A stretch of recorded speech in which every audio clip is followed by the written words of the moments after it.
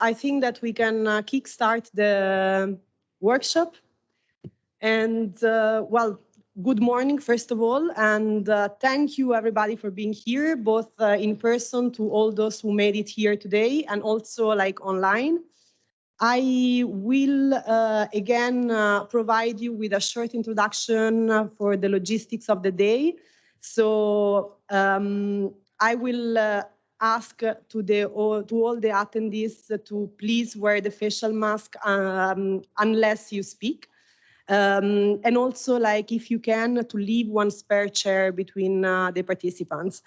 This said, I also will tell you that there is like a free Wi-Fi, which is the civil protection Wi-Fi that you can access if you're here with us.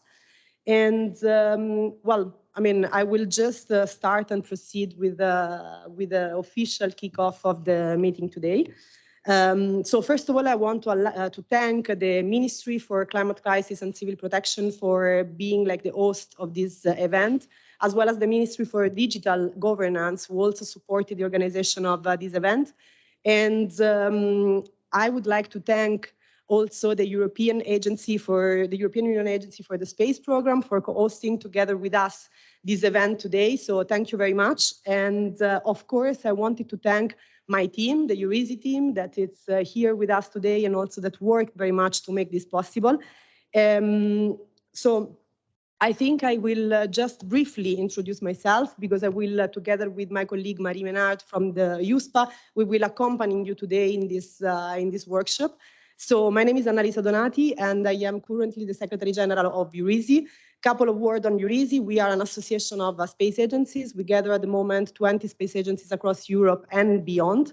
And what we do is really like to try to bridge the gap between space and society. So we do that by championing the user's needs. So for us, it's very important to understand what you need on the field. So how we can support you in smoothing the path to the integration of satellite-based integration for your daily workflow. And we bring back your feedback to different institutions in order to make sure that this is well uptaken. So today, we are here to discuss satellite services for disaster risk management, and we could not be in a more appropriate place because nowadays, due to climate change, natural disasters and extreme weather events are becoming more frequent and more ferocious. So the use of satellite-based application has the potential to monitor the impact of climate change and the related hazards, and to support the decision makers in the development of adaptation and mitigation strategies with the ultimate goal to protect people and to build resilient societies. So while more and more national disaster management authorities are aware of the potential of satellite-based solutions, there is still a quite jeopardized use. Lack of awareness, misinformation, limited access to the data, and fragmentation of the services are some of the difficulties in turning data into actionable information. And to overcome the current barriers and to scale up basically the use of satellite-borne applications, it is key to create a common understanding among all the European stakeholders. And this is what we're trying to do today. So with no further delays, I will give the floor to the Minister of Climate Crisis, Christos Stylianides. I hope I'm pronouncing the name correctly. I'm sorry if not. That couldn't be here with us today, but he wanted very much to send an address to the people here and remotely. So please, we can show the video. Great pleasure to welcome you to Athens at the premises of our ministry, the newly established Hellenic Ministry for Climate Crisis and Civil Protection. For this important event, the satellite-based services for disaster management workshop. First of all, allow me to thank our partners, the Ministry of Digital Governance, the European Union Agency for the Space Program, and the EURISI for co-organizing this really very interesting and important event. Dear friends, satellite technologies became known to emergency management when GPS receivers and satellite telephones became commercially available.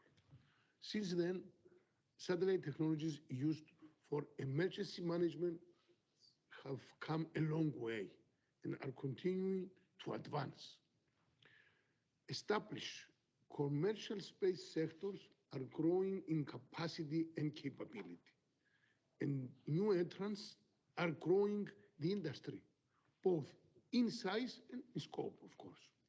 Satellite-based applications are increasingly becoming part of all phases of modern disaster management. It is certainly an emerging innovative field with a lot of potential.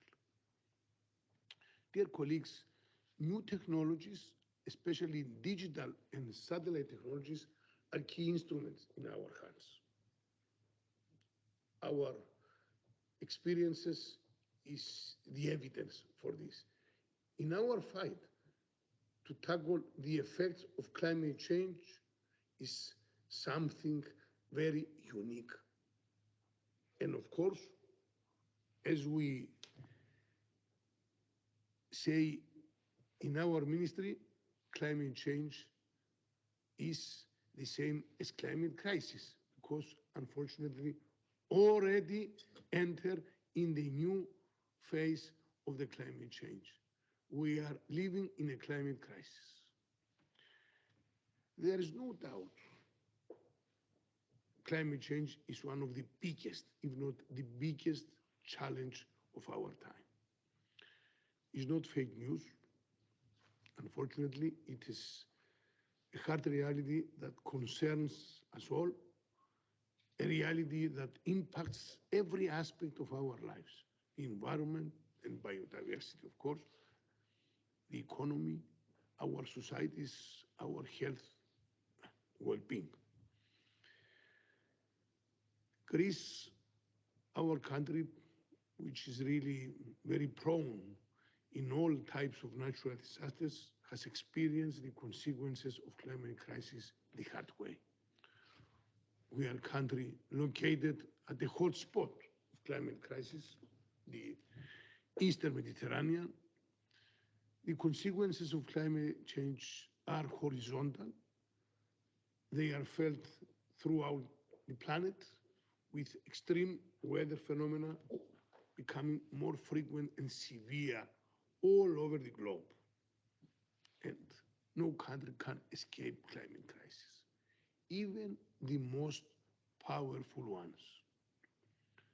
Recently, just last week, California, the richest state in USA, was experiencing unprecedented climate-driven mega fires. And this is why now they are talking about a fire year, not of a fire season, as they characterized this phenomenon till now. So this speaks for itself. Dear friends, our ministry aims at enhancing our country's resilience and adaptability to the climate crisis. And we will do so through a holistic approach by bringing the effects of climate change with civil protection. This is a new approach, a new dogma, if you will, that is based on robust scientific analysis and expertise. An approach that incorporates technology and innovation, especially the new technologies and satellite mapping. It is an approach which is based on three key pillars, a very well-known triangle: prevention, preparedness, and resilience. These are the guiding pillars of our policies and actions globally. In disaster prevention, satellite images is a powerful tool for hazard mapping, and of course for making systematic observations that support hazard modeling and long-term climate monitoring. In preparedness also, Earth observation has revolutionized early warning. It has given meteorologists and emergency managers the possibility to monitor extreme weather events. to make more accurate prediction, the basis of their jobs. Furthermore, satellite-based applications have changed how we respond to and recover from disasters and emergencies. Greece, our country, has requested often the activation of the Copernicus emergency management services. In the aftermath of emergencies like floods and wildfires, and when disasters knock out telecommunications, we turn to satellite telecommunications as a trustworthy alternative. So in Greece, we use a lot technology and we enjoy the new technological products, but we need to do more. And we have to utilize the full potential of satellite technology. To that end, we need to bridge the technology gap which exists currently between the traditional emergency management approaches and what new technologies have to offer, particularly with regards to prevention and preparedness. Standardize satellite technologies, use them in line with scientific evidence and analysis. So develop a more tech-savvy culture in disaster management. This is the most important.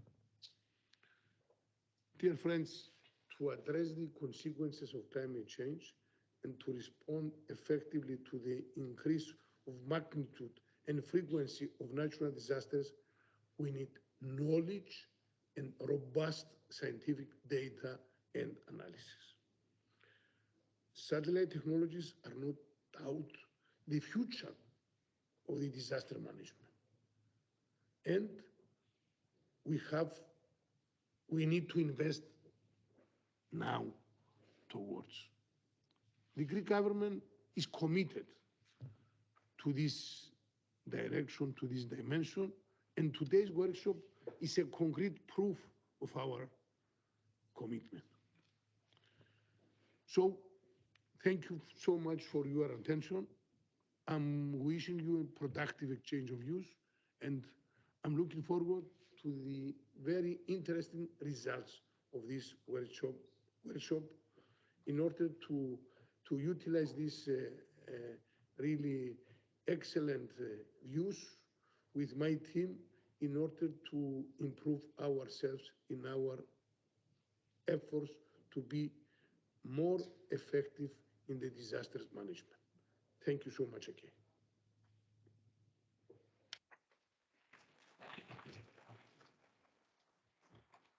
So thank you very much to the Ministry for having shared with us a little bit of his reflection and the strategy that Greece will undertake in order to better tackle the issue of climate crisis, as we heard.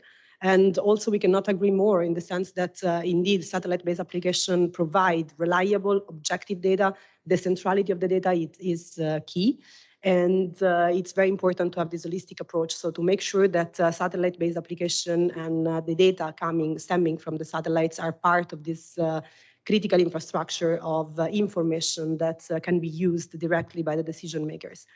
This said, I would like to invite here the first speakers that are in our introductory addresses. And I will start with Mr. Athanasios Stavris Polikalas, from the Secretary General of Telecommunication and Posts. Please, Athanasios, the floor is yours.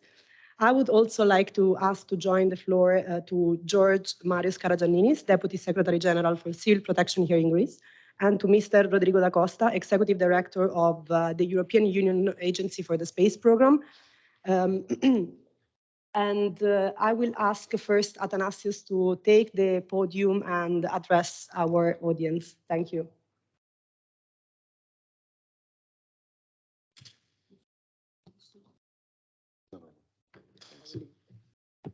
Okay.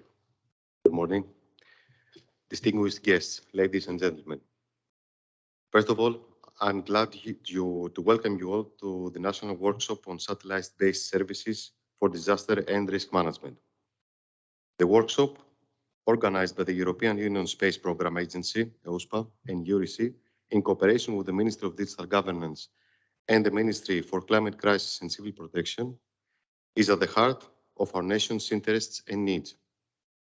Greece is one of the top countries in Europe suffering from natural disaster, and space can be an enabler to support national actors throughout the complete cycle of disaster risk management. Let me highlight the engagement of Greece in the space sector. Greece is often considered to be a newcomer in the space sector. However, this is not the case. Greece is a founding member of the United Nations International Telecommunication Union since 1865 and has its own orbital positions and rights in space, which are managed under the Greek national law by Elasat, our national operator. The launch of Elasat 2 back in 2003 placed Greece to the so-called spacefaring nations. With the launch of Elasat 3 and 4, we have seen new opportunities arising. These new satellites provided the country since 2019 an operational governmental satellite communication system, GovSatcom, called GRICOM, which connects ministries, parliament, embassies, and civil protection authorities. Greece, through its GovSatcom, is one of only 6 countries in Europe having their own system. In times of disaster, the terrestrial telecommunication networks are strained and often unavailable, while satellite-based connectivity remains intact and available. Examples in recent times were the flooding in Germany and now the conflict in Ukraine. Our ministry is working closely with the Ministry of Climate Change and Civil Protection for the provision of satellite space-based connectivity. In addition, the Ministry of Digital Governance, as announced by Minister Pierakakis, is leading the development of a new national microsatellite system for space-based secure connectivity and Earth observation to complement our Elasat assets in response to our national needs for natural disasters, among other areas of applications. I would like to remind all of you that since 2017, Greece has a dedicated space law, which the licensing of space activities is regulated and the National Register of Space Objects is established. In 2020, under a new digital law, the national policy objectives of Greece in space domain have been laid down and include the following. Number 1, the strengthening of national security and defense, especially through the exploitation and development of space infrastructure. Second, the development of national space industry. Third, the exploitation of space data and the development of related applications. And finally, the support of research and innovation in the space field. Furthermore, the recent strategy on digital transformation 2020 to 2025 describes specific activities that the government would undertake in the next years in the space domain. Let me mention a couple of specific actions we are currently working on. In the field of GovSatcom, I would like to inform you that as part of the materialization of our planning, the Minister of Digital Governance, Kyriakos Pierakakis, and the Minister of National Defense, Nikolaos Panagiotopoulos, during the visit of Commissioner Thierry Breton in Greece, offered to host in our country the European GovSatcom Hub, which will be based on pooling and sharing of national capabilities of the currently operational system. The European system, and thus the Greek contribution, will also be for disaster risk management as one of its applications. In the field of next generation of optical satellite communications in 2020, the European Space Agency chose Helmos Observatory, the largest telescope in Central Eastern Europe, as the first optical ground station of Asia Skylight program.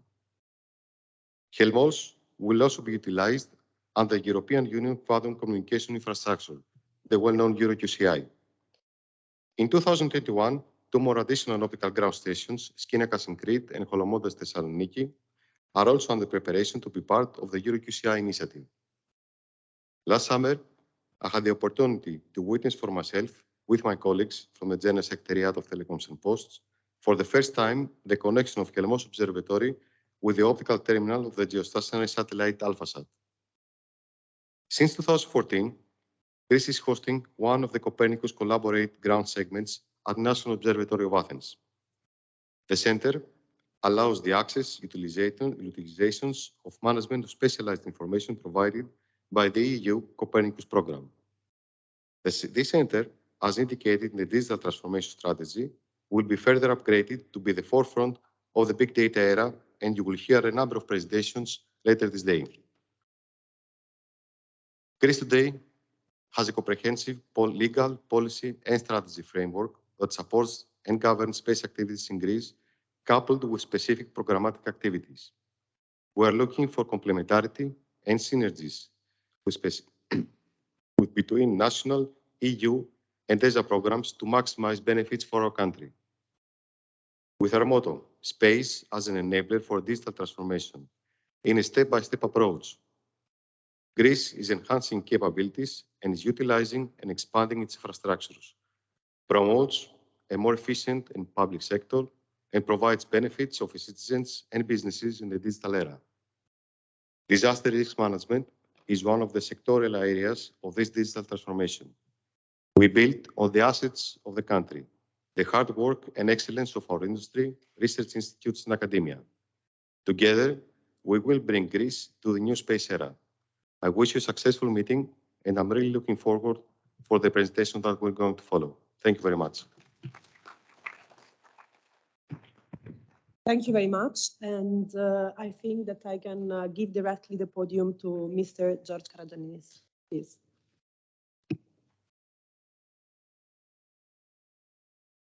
Thank you very much. Ladies and gentlemen, distinguished guests, it's my pleasure to welcome you today to the Ministry for Climate Crisis and Civil Protection for what I hope will be an event out of this world. Space technologies, applications, and services have become an intricate part of our daily lives. The Union Space Program represents Europe's aspiration to maintain its role as a global space power. It is an ambitious undertaking, funded by the largest space budget for the European Union to date. Its purpose to provide reliable, safe, and secure space-related services, maximizing their socioeconomic benefits for European society and business. Hence the critical role of the European Union Space Agency with the space program in linking space applications and technologies to their potential users in Europe. Satellite communications, navigation, and Earth observation are rapidly changing how we mitigate, prepare for, respond to, and recover from disasters around the world. Today, we use satellites to assess wildfire fuel loads, map landslides, build flood and tsunami inundation models, and even track volcanic eruptions. Meteorological satellites are playing an increasing role in the provision of early warning for weather-related disasters, which is arguably about to become more important as governments seek to address climate change. We use satellites to warn people of impending hazards and threats. Together with the Ministry for Digital Governance, we developed Greece's integrated public alert and warning system, which provides emergency and life-saving information to the public through multiple communications pathways. European future plans include the development of a Galileo-based early warning service capable of reaching cell phones to deliver warning messages in case of impending hazards. Satellite communications and emergency management are shaped by increased commercial capacity and increased market demand. They surely go beyond commercial satellite-based mobile telephony and even broadband connectivity. As disaster management becomes an all-hazards policy, secure communications will undoubtedly become a crucial part of crisis management. Nevertheless, satellite communications affect the average citizen on a daily basis.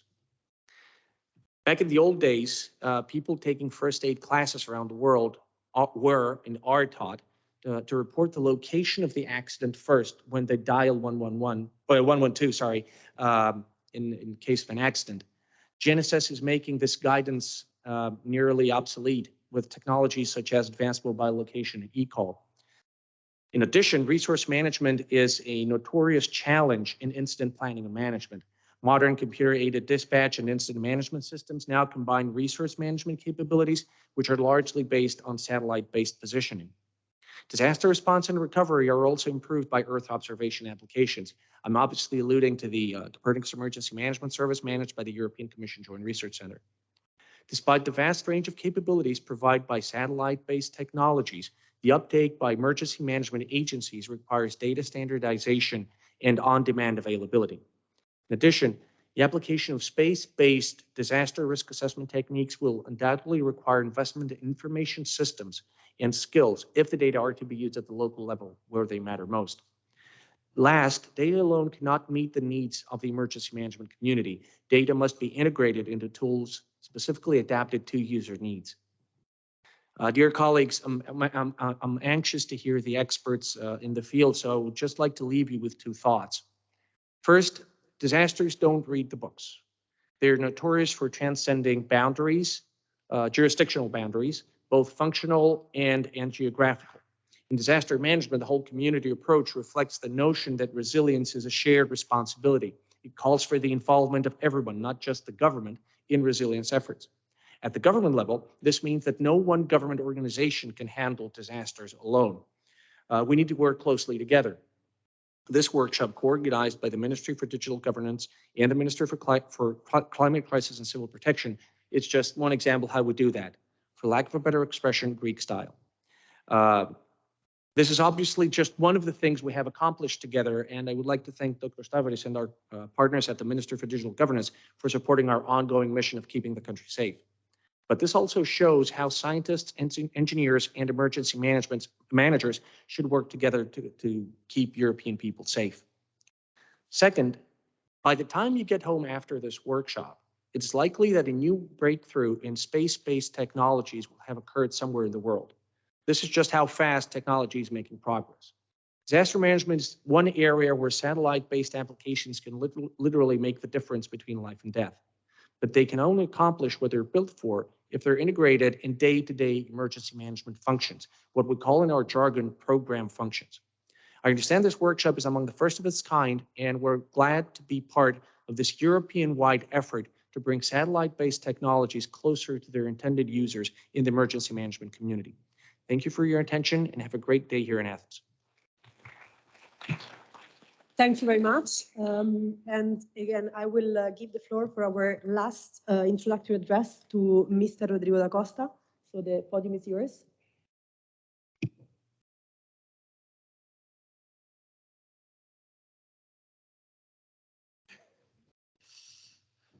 Thank you so much, and good morning. It's a pleasure to be here with you today to talk about applying space data, applying space services to one of the most critical, most important areas where actually this can be used, which is disaster management.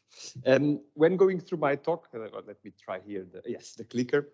Let me just tell you, I will structure my talk in basically two main areas. I will first tell you a little bit of who we are at the European Union Agency for the Space Program and what we do. And then I will focus a little bit on what EU space is already doing, but in particular what it can do for disaster management at large, but in particular, of course, for everything that is related to Greece. Starting from the beginning, we are a European Union agency, which means in our constituency, we have all the European Union member states. As EUSPA, it may be a little bit of a new name, and it is indeed, because our agency with this name exists for a little bit more than 1 year. But as an agency, we are there already since a long time, because before being EUSPA, we were the European GNSS agency dedicated to navigation. Now, this changed 1 year ago, and it changed also with the creation of the EU Space Program, which brought together a number of already existing activities of the European Union in space, but also with new ambitions of the Union in this very important area. The European Union Space Program is composed, is built out of several components. Some of them are well known for you. They have been there since a long time. I think the engagement of the Union in navigation is widely known, with first starting more than 10 years ago with EGNOS, the EGNOS service provision dedicated initially to aviation, but very quickly also adopted in other areas. Then Galileo being the global satellite navigation system of the Union, performing very well, in particular vis-à-vis its direct competitors, if I may say this way, such as GPS, GLONASS, or Beidou, with a top-level accuracy that is delivered every day. Also, a very important activity, and in particular for this community in disaster management, is Copernicus. Copernicus is the Earth observation program of the Union. Probably the best well-known feature of Copernicus are the satellites, but Copernicus is more than satellites because it includes not only data generated by those satellites in space, but also in situ measurements and a lot of processing that is then made available to users. And the new initiatives or the new ambitions of the Union, in particular on what concerns governmental secured communications, space situational awareness, an activity that is already ongoing since a long time, but where the ambitions of the Union are raising, and others. Of course, access to space, always a very important aspect. If you want to do something in space, you need to be able of getting there. And many things related to research and innovation, fostering entrepreneurship, supporting startups that make use of all this data to create solutions for the different fields, and in particular solutions for disaster management. As an agency, we are deeply involved in many of these components of the program. We normally explain that we base our action on three main pillars of activities. One is the service provision and exploitation. This means operating Galileo and EGNOS 24/7 continuously and with the required performance. And it includes, of course, not only the operation, but as well everything that is related to the maintenance, the evolution, and the protection of this infrastructure. It includes as well the development of the GovSatcom hub. The second pillar is security. Security, I think it's clear the importance of security, the security of the space assets, so making sure that all our space assets remain secure and protected, but as well how the space assets, the space data, the space services can help us on security-related missions, with a big role on security accreditation, operational security, and day-to-day operation of security monitoring capabilities. Last but not least, definitely not least, is to make sure that all this data, all these services are used, that they are transformed from signals and files and bytes of data into concrete applications that can be used in the field and in many fields, from agriculture to road transport, from maritime to energy management, and also for disaster management. The utilization pillar, is something that we do not only for Galileo and EGNOS, we have been doing that for a while, but now we do as well for what we call the commercial or the business use of Copernicus and for GovSatcom in the future. Whatever we do, obviously, we are a European Union agency, so we are well aligned with the priorities of the Union, and the priorities of the Union are the priorities of its member states, and they are as well the priorities of Greece. Space can contribute in many ways to many priorities. Normally we highlight four, because that's probably where space can be of biggest relevance. The achievement of the Green Deal. We have heard already the minister mentioning the challenges we have ahead of us in terms of protection of the environment, but also the challenges that the changing environment is bringing to us. Things like more efficient transport, more efficient agriculture cannot be done without space. The same is true for digital. Everything we do in space is digital, and the transition to the digital age is also a very important priority to which the space program and the space activities contribute. Our stronger Europe, which means our sovereignty, our non-dependence, a very actual topic, as you may well imagine. It is important that the Union remains sovereign in its activities in space. This means being strategically autonomous on the one hand, but obviously also collaborating and cooperating with other countries outside the Union. And I think there, for example, Copernicus is an excellent example of how we collaborate with others. Last but not least, of course, the element of resilience, making Europe more resilient, making our society more resilient, making our economy more resilient. And here the downstream sector will have a fundamental role to play. And we do all these, and I mean, we make normally every second year a big assessment of all the market opportunities that there are, where space can bring an advantage. I invite you to have a look at this document. It's freely available in our internet. It's our market report, where we look at how Galileo, EGNOS, Copernicus, and others can help many sectors, many of the ones that I've mentioned, but as well, there is a dedicated chapter to disaster management. Go back a moment.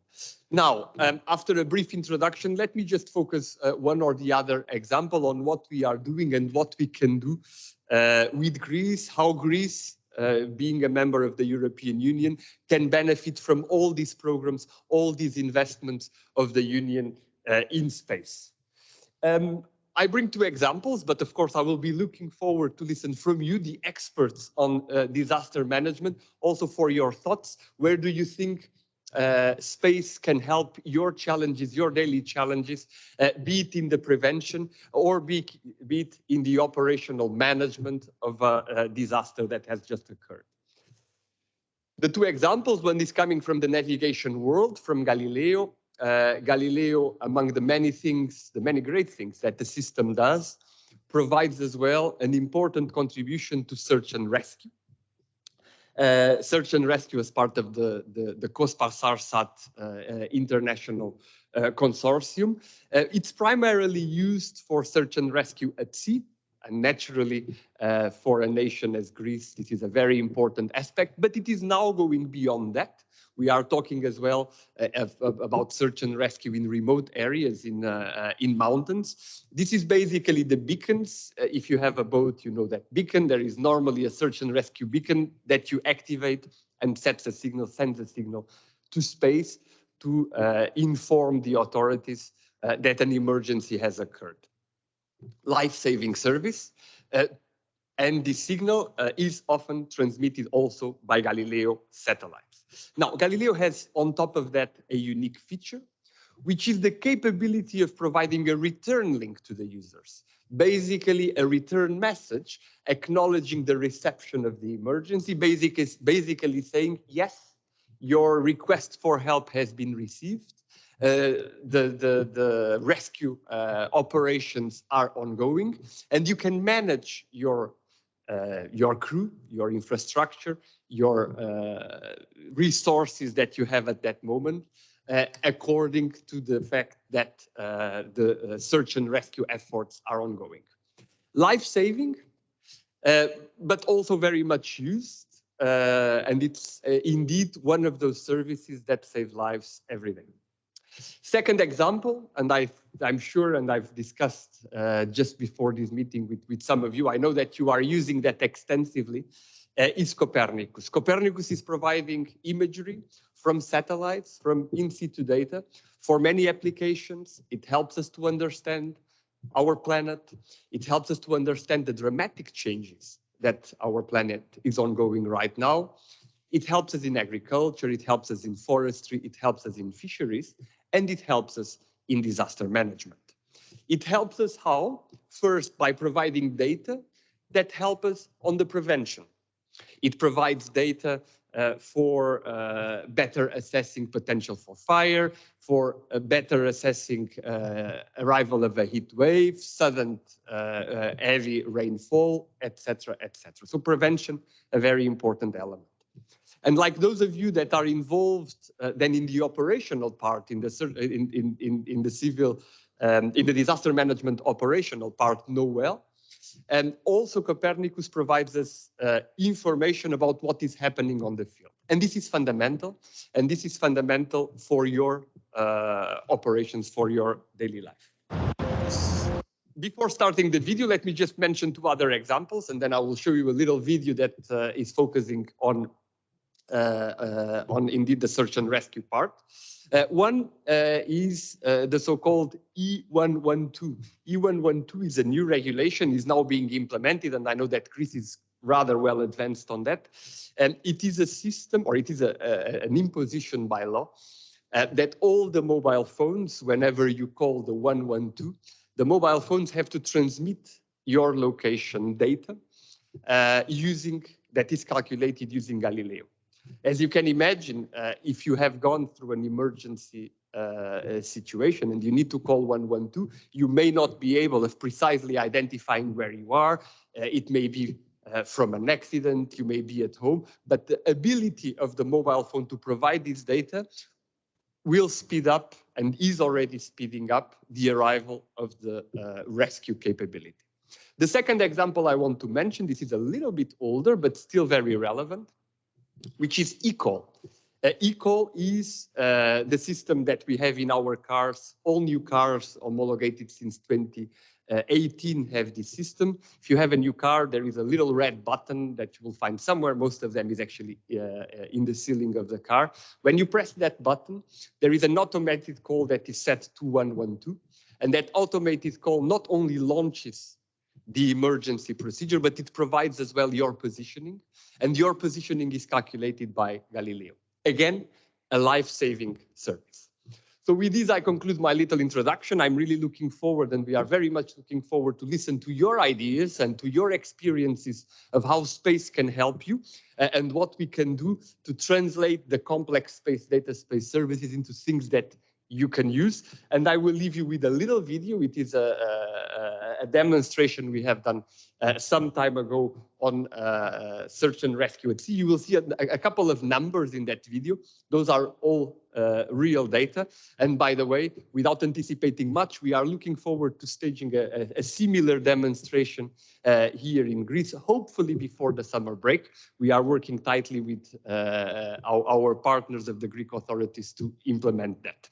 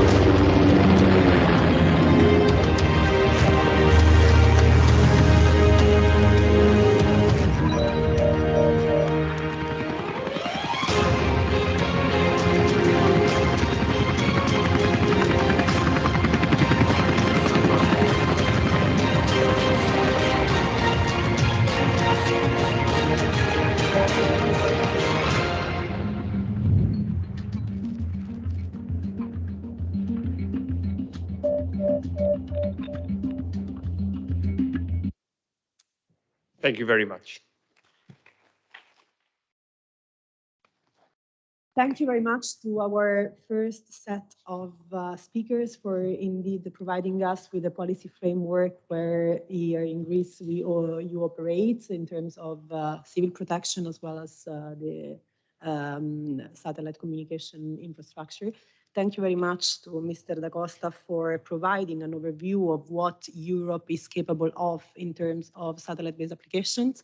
I think that we are running already a little bit late, so I would like to give just 5 minutes coffee break for the people here with us, and we see in 5 minutes. Thank you very much.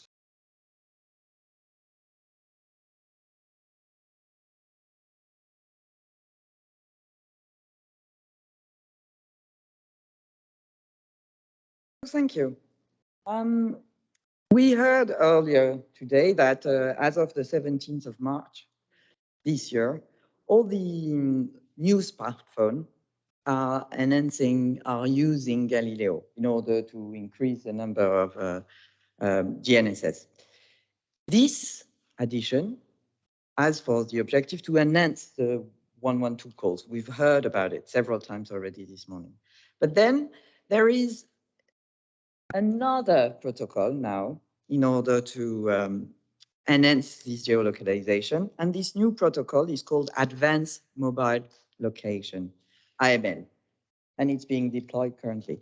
So I'm now inviting Mr. Gizikis, who's a project manager for the European Emergency Number Association, EENA, and to speak about the implementation of the AML in the EU and the role of EENA in this. Please.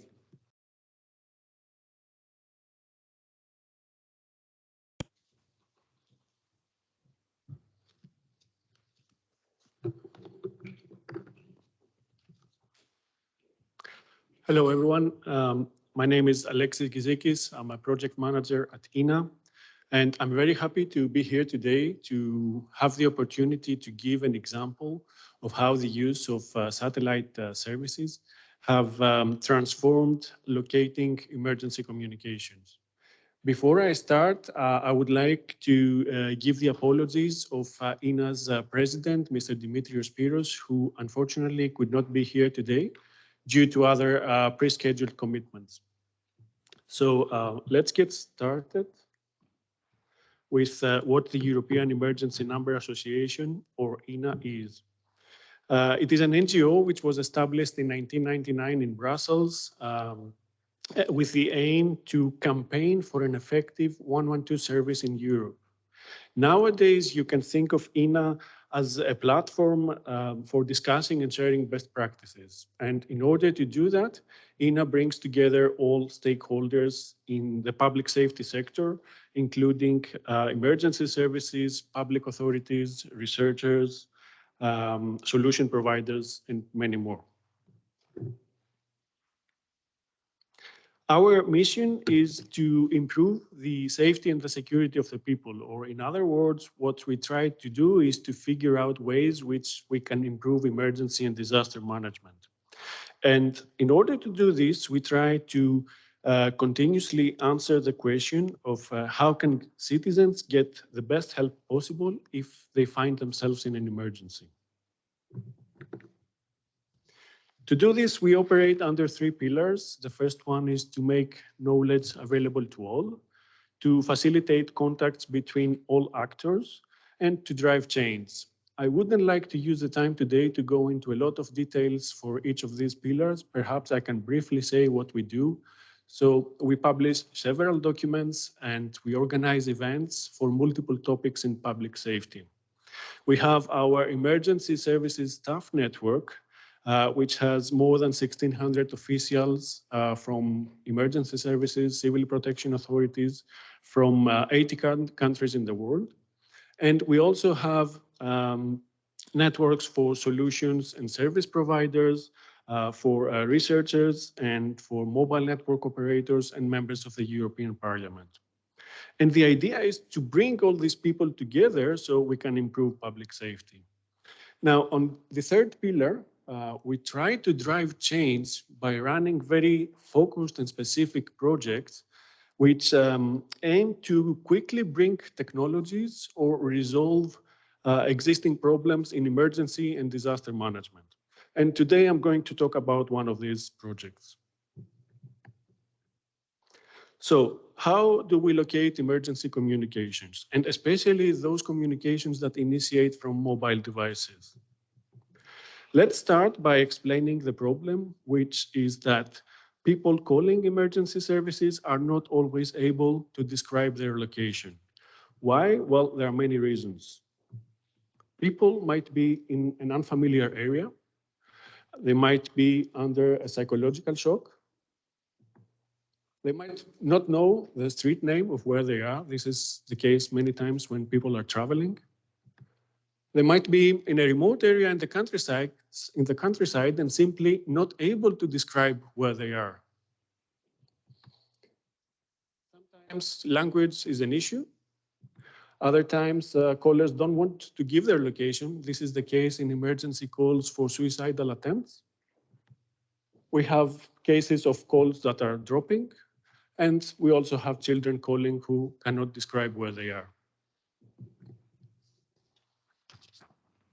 And you might ask, is it a problem, and how big is this problem?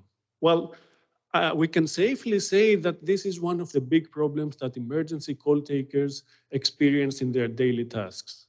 And I can give two reasons for this. The first reason is that the average accuracy of location information without AML is very low.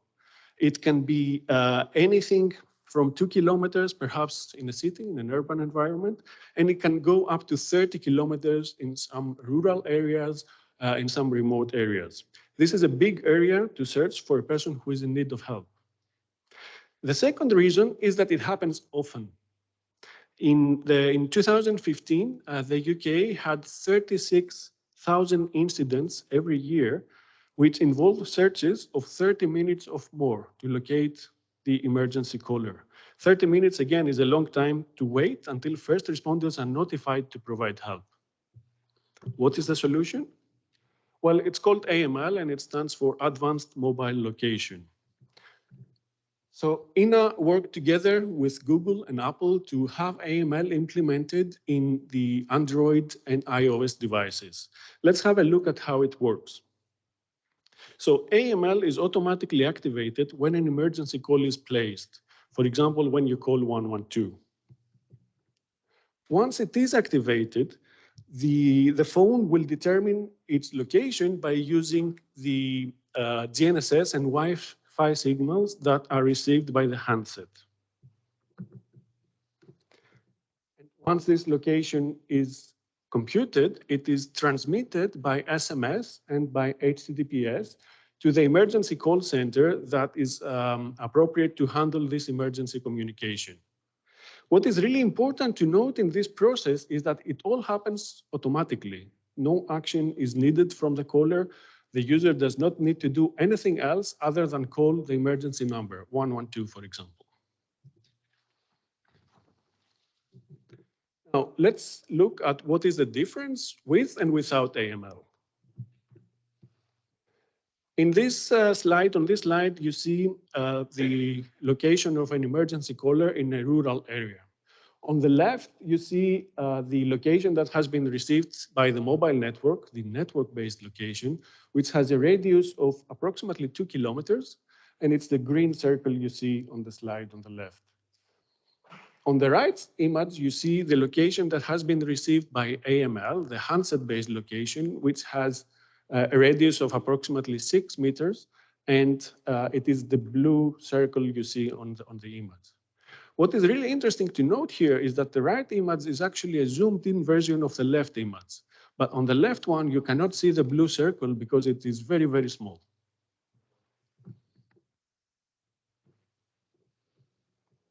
In this second example, it is in an urban area, in the city.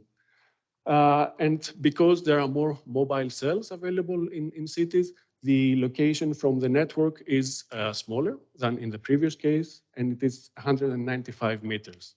However, the AML location is still a lot smaller and more accurate, and it goes up to 22 meters. So using AML allows emergency services to have a much more accurate location, which results in having to locate the caller in a much smaller area. And in turn, this saves a lot of time, crucial time, from response operations. Let's look at some success stories. On this slide, we see a city in Estonia where children called 112 to report that their toaster was on fire, but they didn't know where their exact address. In fact, they knew the street name and the flat number, but not the house number. Fortunately, the call taker received the AML position, which is a purple circle you see on the screen, and the fire was put out quickly. There have been many more success stories with lost hikers, callers in panic, callers with mental disorder, heart attacks, and many, many more. And it's great that these stories come from all over the world, from countries that have implemented AML. If you look on our website, you will see many more of these stories. So as you can see, AML has had a big impact on emergency management. The impact has been summarized very well by Marko Nieminen from 112 in Finland by calling AML the best innovation in the emergency response center business in a decade. And I think this summarizes everything I wanted to say to get to today. On this website that you see on the screen, you can find more information about AML. Thank you for your attention.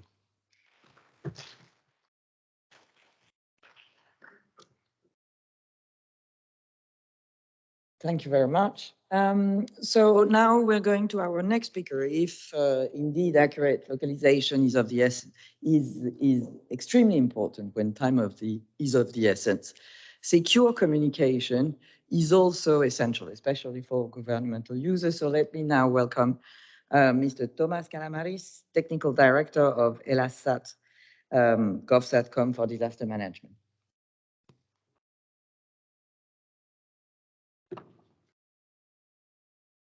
Hello, good morning. Good morning, ladies and gentlemen. Thank you very much.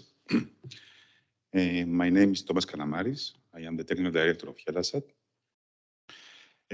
Thank you for giving us the opportunity to present telecommunication perspective in the satellite-based services for disaster risk management. More specifically, my presentation today is focused on the risk management strategy we follow to design, manufacture, launch, and operate health satellites, along with indicative use cases ELASAT has developed for governmental services with the support of Greek and Cypriot governments to deal with disaster management scenarios. I will start with a few words about ELASAT. ELASAT has been a licensed satellite operator by the governments of Greece and Cyprus since 2001 until 2041 for the use of the geostationary orbit of 39 East. Since 2003, ELASAT has launched 3 satellites in orbit, ELASAT 2 in 2003, ELASAT 3 in 2017, and ELASAT 4 in 2019. ELASAT 3 and 4 currently located 39 East, providing services in Europe, Middle East, and South Africa. ELASAT owns and operates 2 ground stations, one in Greece and one in Cyprus, for its satellite control services, and for providing services to its satellite users. In ELASAT, assessing, managing, and controlling the risk is required so that it remains under a tolerable level. Recovery actions once the spacecraft is in orbit are limited, so we have to safeguard the deployments to the extent possible, of course, before the satellite is launched. In this spirit, we have designed, manufactured, and launched ELASAT satellites as an in-orbit backup system, which could provide high available services. More specifically, ELASAT 3 is a satellite we launched on the 28th of June 2017. It is a Thales Alenia Space spacecraft with an estimated lifetime of 16.5 years. It supports a number of transponders in the KU and KA band. And the ELASAT 3 replaced ELASAT 2, providing service continuity at that time and incremental capacity for the expansion of ELASAT in the ELASAT service area. ELASAT 4 is a satellite we launched on the 5th of February 2019. It is a Lockheed Martin satellite with an estimated lifetime of 20 years. ELASAT 4 provides in-orbit backup for ELASAT 3 and further expansion in the KU band spectrum. Both satellites cover Europe, Middle East, South Africa in a fully frequency coordinated spectrum to minimize the risk of interference to users' communication links. Minimizing further the risk level for ELASAT services, ELASAT has designed both satellites by maximizing the spectrum overlap at around 60 to 70%, mitigating even more the risk of a satellite failure. Last but not least, we have ELASAT 2, which is an Airbus satellite, which was launched back in May 2003. It is still in orbit, but decommissioned from 39 East. The efficient use of fuel consumption from the ELASAT satellite control team has made ELASAT 2 maybe one of the 2 satellites still in orbit of this platform. A managing risk concept we use also when we design our ground stations. ELASAT owns and operates 2 ground stations, one in Greece and one in Cyprus. We monitor and control ELASAT 2, ELASAT 3, and ELASAT 4 from both the satellite control centers in both countries in an active mode. The network design of the satellite control center has been implemented in such a way that we can afford a failure even at a site disaster. In the area of governmental application, HELASAT provides GovSatcom services since the launch of HELASAT 2 back in 2003 as the service provider of satellite capacity services to the Greek government. Since 2017, HELASAT is working with the Greek government for the delivery and deployment of a government satellite network consisting of 3 hubs. The first one is operational since 2019, being one of the first GovSatcom operational deployments in Europe. We do hope that this deployment will be one of the points of reference when Europe initiates the deployment for their GovSatcom network. And we do hope that the network will be part of the European GovSatcom initiative. HELASAT is working these days to deliver the second set of the 2 hubs as part of its obligation against the licensing agreement with the Greek government. Since 2012, HELASAT has provided to the Cypriot police with 2 OB vans, which are used to cover emergencies and ability to handle situations from the control center of the Cypriot police in the country. The complete system was designed in close cooperation with the Cypriot police to meet to the maximum their operational requirements. The 2 stations provide to the Cypriot police the capability to deploy ad hoc broadband networks, regardless of the ability of any other telecommunication means in the area of the event. Since 2015, HELASAT has provided to the Cypriot governmental agencies with 4 OB vans, which are used to cover ad hoc and on-the-spot satellite communication of voice, video, and data services. The ad hoc deployment of such an extended network in such minimum time has been a reference point for the use of satellite communication in critical services. The last use case I would like to share with you is the application of the unmanned vehicle, operated beyond the visual line of sight. HELASAT satellites are being used by UAVs in the area, supporting governmental services, providing to the user the extra mile required. I am concluding my presentation by presenting to you the project HELASAT is following in the context of European Union GovSatcom era. With the active support of the Greek government, HELASAT actively follows the effort of the European Union, both at national level, through the national GovSatcom calls in Greece and Cyprus, but also at European level, providing to the different forums our experience on the deployment of high availability networks in critical operational times. Thank you very much.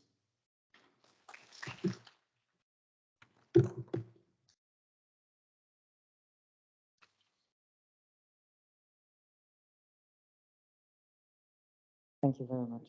So you remember in the EU space program, we have at least Galileo, we spoke about it first, then we have GovSatcom, and the third one is Copernicus. So let me now welcome Karis Kantos, who's a research director for the National Observatory of Athens. And he will present the role of Beyond and the organization in support to DG ECHO related to Copernicus. Thank you, Ms. Chair, ladies and gentlemen, dear colleagues, dear friends. In my capacity as Research Director of the National Observatory of Athens and leader of the Center of Earth Observation Research and Satellite Remote Sensing Beyond of the National Observatory of Athens, I'd like to thank for the invitation and also to congratulate the organizers for setting this fruitful dialogue between stakeholders, scientists in the domain of disaster risk reduction and emergency management. Our role in the Center Beyond of the National Observatory of Athens is to provide useful services for the ultimate benefit of the societies. We are serving several sectors. Today, we are talking about the disaster risk reduction and emergency response. We are hosted at the oldest research center of Greece, the National Observatory of Athens. Here you see several of the sectors that we're serving using what we call in our science big and extreme data, big satellite data, disaster risk reduction, climate change adaptation, sector resilience. There will be later on a presentation of my colleague Nikos Bertsotas on the subject, but also agriculture and food security, renewable energy resources, and several other sectors. You will find on the registration desk somewhere a flyer that we produced specific for this day, actually, where you can see the different types of services that we're providing for the emergency response. It's a series, it's a families. These are families of services. We call them hubs of services.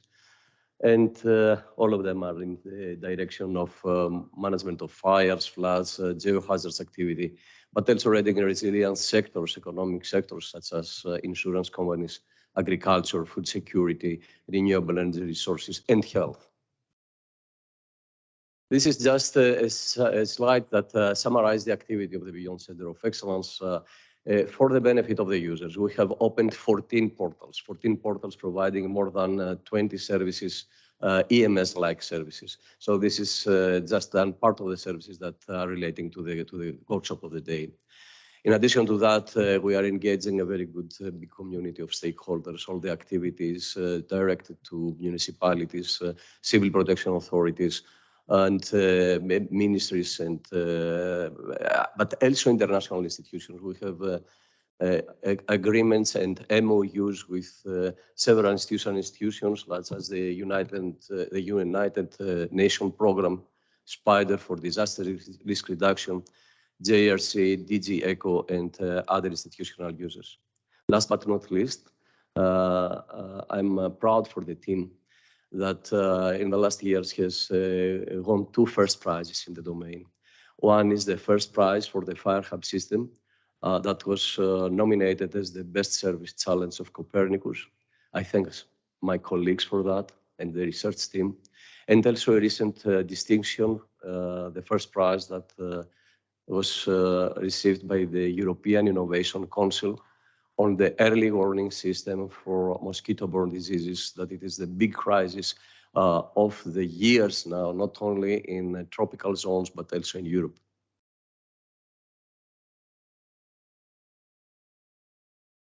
In the Beyond Center of Excellence, we are acting as a gateway for receiving data. It was mentioned this morning by the Secretary General, Mr. Stavris, that we started operating the first mirror site for collecting sentinel data.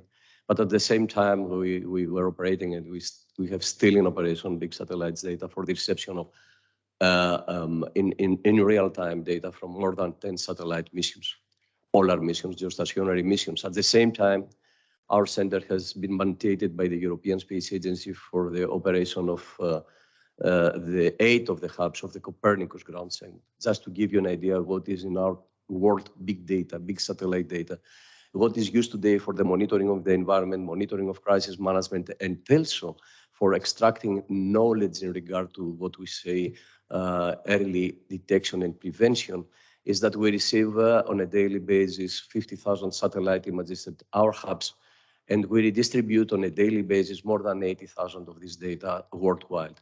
So several organizations and institutional organizations, but also the single user all over the world are using this information. In the last years, we have been activated by the Copernicus CMS. There will be a presentation later on this project of the European program, actually of the European Union. It is that we have provided information, risk and recovery plans for more than 20 countries and their focal points, the civil protection authorities in many different aspects of disasters, including fires, floods, earthquakes, coastal erosion, soil erosion, industrial accidents, and humanitarian aid. Okay, I will very briefly describe some of the services which are mostly, relating to the workshop of the day. The Fire Hub service is consisting of 6 services, actually. The one that is providing very detailed risk plans at the city block level. This is a service which is provided for the needs of the Prefecture of Attica. 66 municipalities are receiving information at the level of the single house, at the level of the city block, or the critical infrastructure that needs special attention of what are the mitigation actions to be taken in order to make them resilient and safer. However, on the daily basis, by using big satellite data, we're providing daily forecasts for fire ignition, so information for the next day, which are the areas of high risk. The service of early detection and fire monitoring. This is a satellite-based service. On a 5 minutes basis, we're providing the operation center of the Fire Brigade Control Authority with the early detection of the fire and the continued evolution. We're providing situation pictures of the fire evolution every 5 minutes.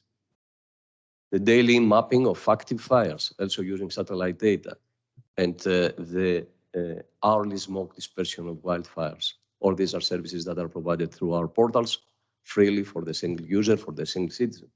And last but not least, the detailed assessment of damages after the fire has been suppressed, information which is used usually by the environmental authorities for the recovery purposes. I mentioned before that with the Prefecture of Attica, we have signed a framework program for the provision of detailed fire risk plans for 3 cases of damages: fires, floods, and earthquakes. The Prefecture of Attica is a very critical one. We're here 3.8 million people living here out of the Greek population, and the 40% of the Greek GDP is produced in this prefecture. So it's very important that we make this prefecture, that the business is resilient against the disasters. So this is just an example of what we're providing in the specific municipality or even settlement level or city block level. Very detailed scenarios of fire spread with different scenarios of wind, with speed, wind direction. At the same time, we're providing detailed information of the vulnerability of the block, of the vulnerability of the city, of the vulnerability of the single house. And we're providing plans on how to take mitigation actions much before the event happens, so as to provide the mayors, the services, and the citizens with the information they need on how to evacuate, where to collect people, and what are the actions to be taken at the level of the block, of the city block level. I mean, by cleaning up the fuel, or by opening streets, or by making the area there, ready to and get prepared so as to respond quickly in the case of a fire. In the last summer, our center was activated 14 times for 14 critical cases of fires occurring over Greece.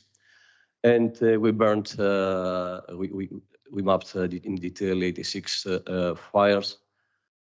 We monitored and provided information to the fire brigade control room on the 97% of the fires that have occurred all over Greece. And on a daily basis, we're providing media and operational and fire brigade authority and civil protection authority with information about the evolution of the damaging disastrous event. This is a portal that we have opened to the public so as to provide in real time all this information. This is the so-called Forest Fire Information System. It's a name which is very close to the European Forest Fire Information System. Actually, it's a very similar portal.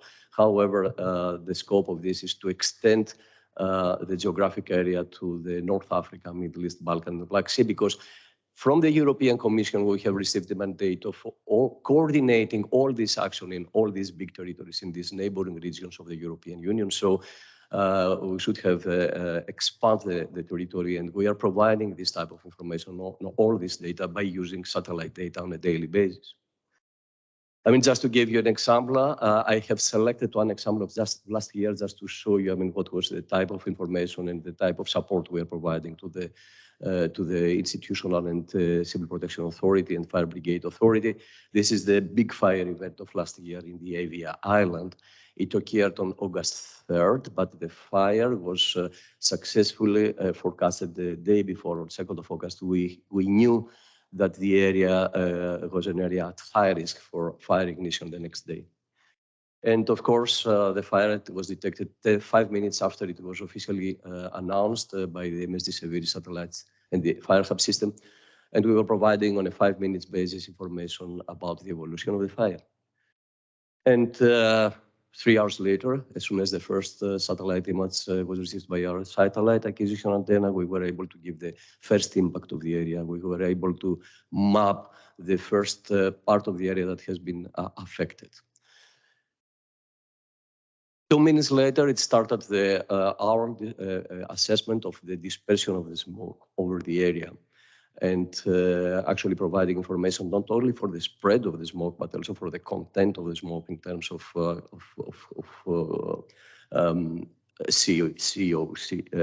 carbon.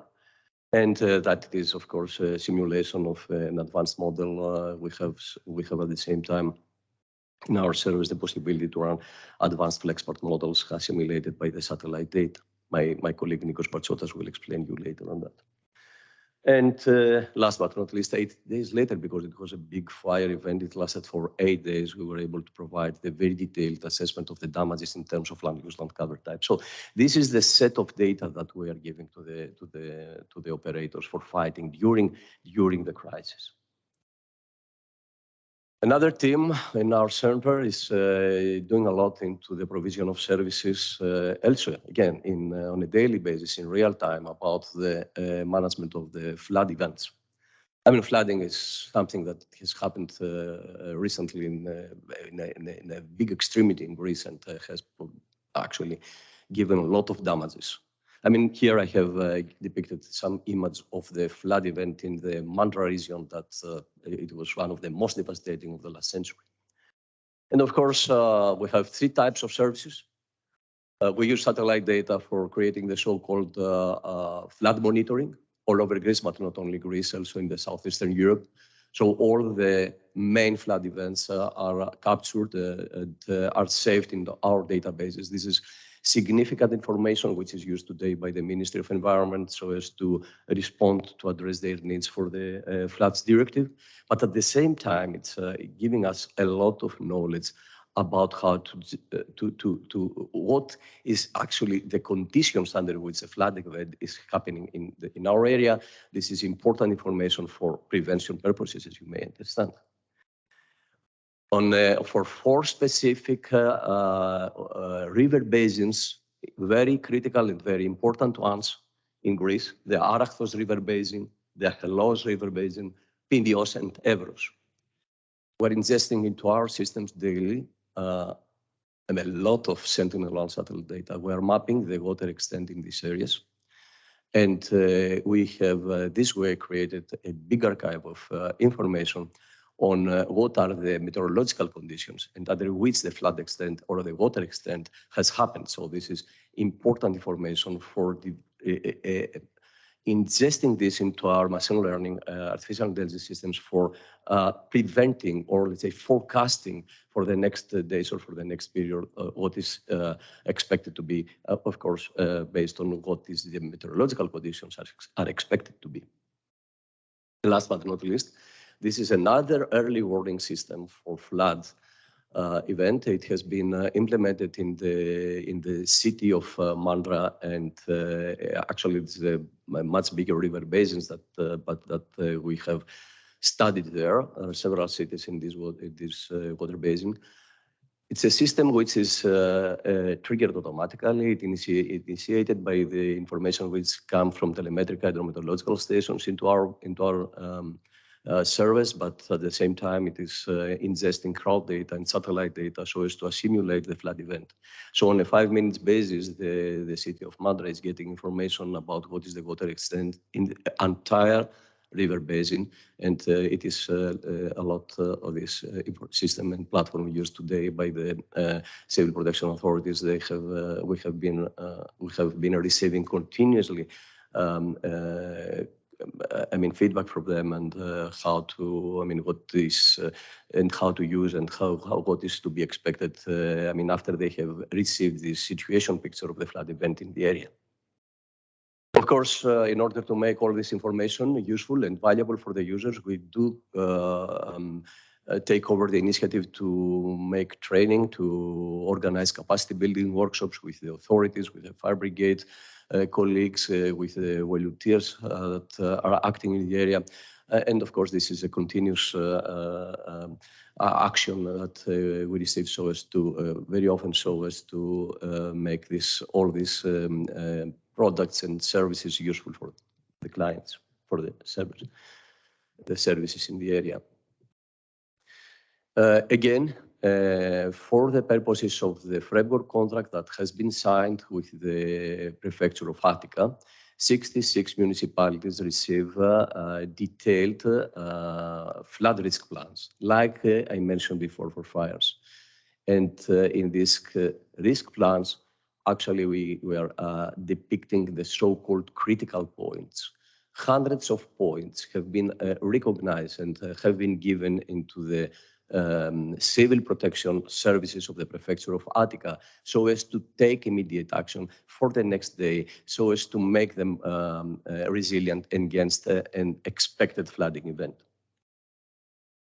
Last year, in the Prefecture of Attica, we had very big fires, actually. Almost 5 big hydrological bases in the Prefecture of Attica have been affected and have been destroyed by fires. It was by the end of the summer that the governor of Attica asked us to provide some fast-track studies in each of these river basins in order to know which is going to be the impact of the fires in terms of the expected floods for the winter, for the coming winter. And in about 3 or 4 months' time, actually, my colleagues at the center have prepared these fast-track studies, providing for each specific area. After having studied the impact of the fire into the land use, land cover, and actually having run flood models, we were able to say in big detail which are the critical points that should have been under treatment the very next day. And this information in the form of reports, like you see there, it was provided to the prefecture, to the civil protection servants of the prefecture, who were able in the next day to go there, and they did actually, to take action so as to clean the area there or to inform people how to behave in case of a fire, of a flood event, and so on. So, of course, again, we were asked, and we did, to provide this information in different training and workshops that we organized with the mayors, their services, the prefecture servants, and the governor of Attica very often. Last but not least, earthquake. Earthquake in a city like Athens with, as I said before, in the prefecture like Athens with 3.8 million people living here, it's a very important disastrous event that needs to be considered and needs to be also being part of the plans so as to be able to anticipate or to take measures much earlier, because the earthquake is a very abrupt phenomenon that, so I mean, whatever is to be done before the event has happened.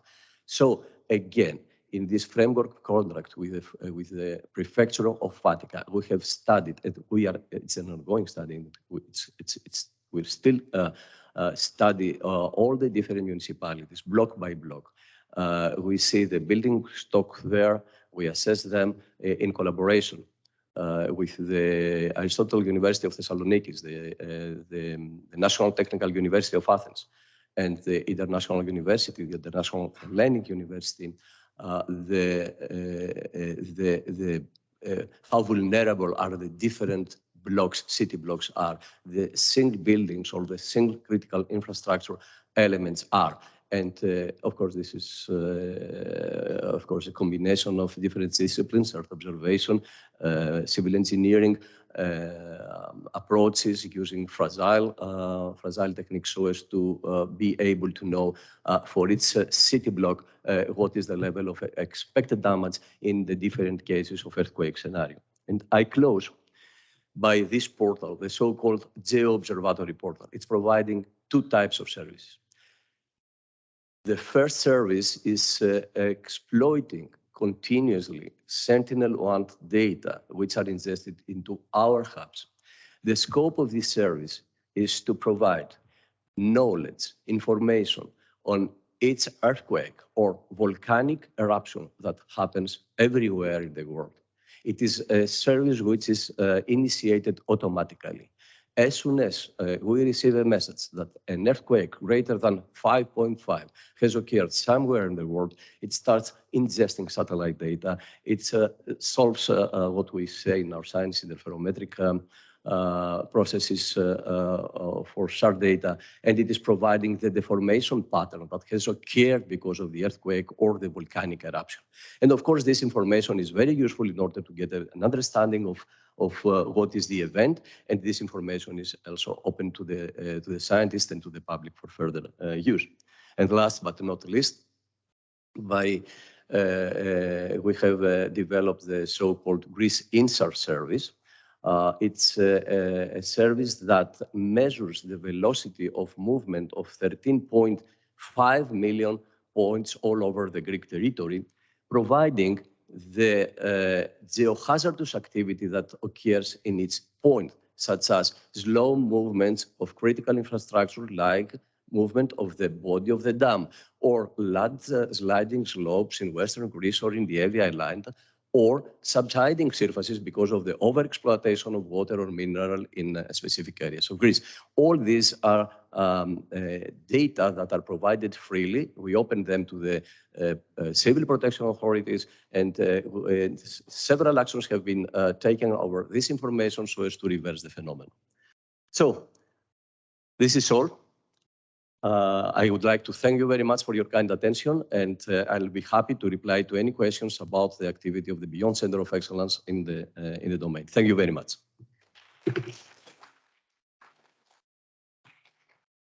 Thank you for this very long and thorough presentation. Let's now discuss about the Copernicus Emergency Management Service, and let me introduce you to Louisa Berti. She's senior expert, and she will give a full introduction or full presentation on Copernicus service. Thank you.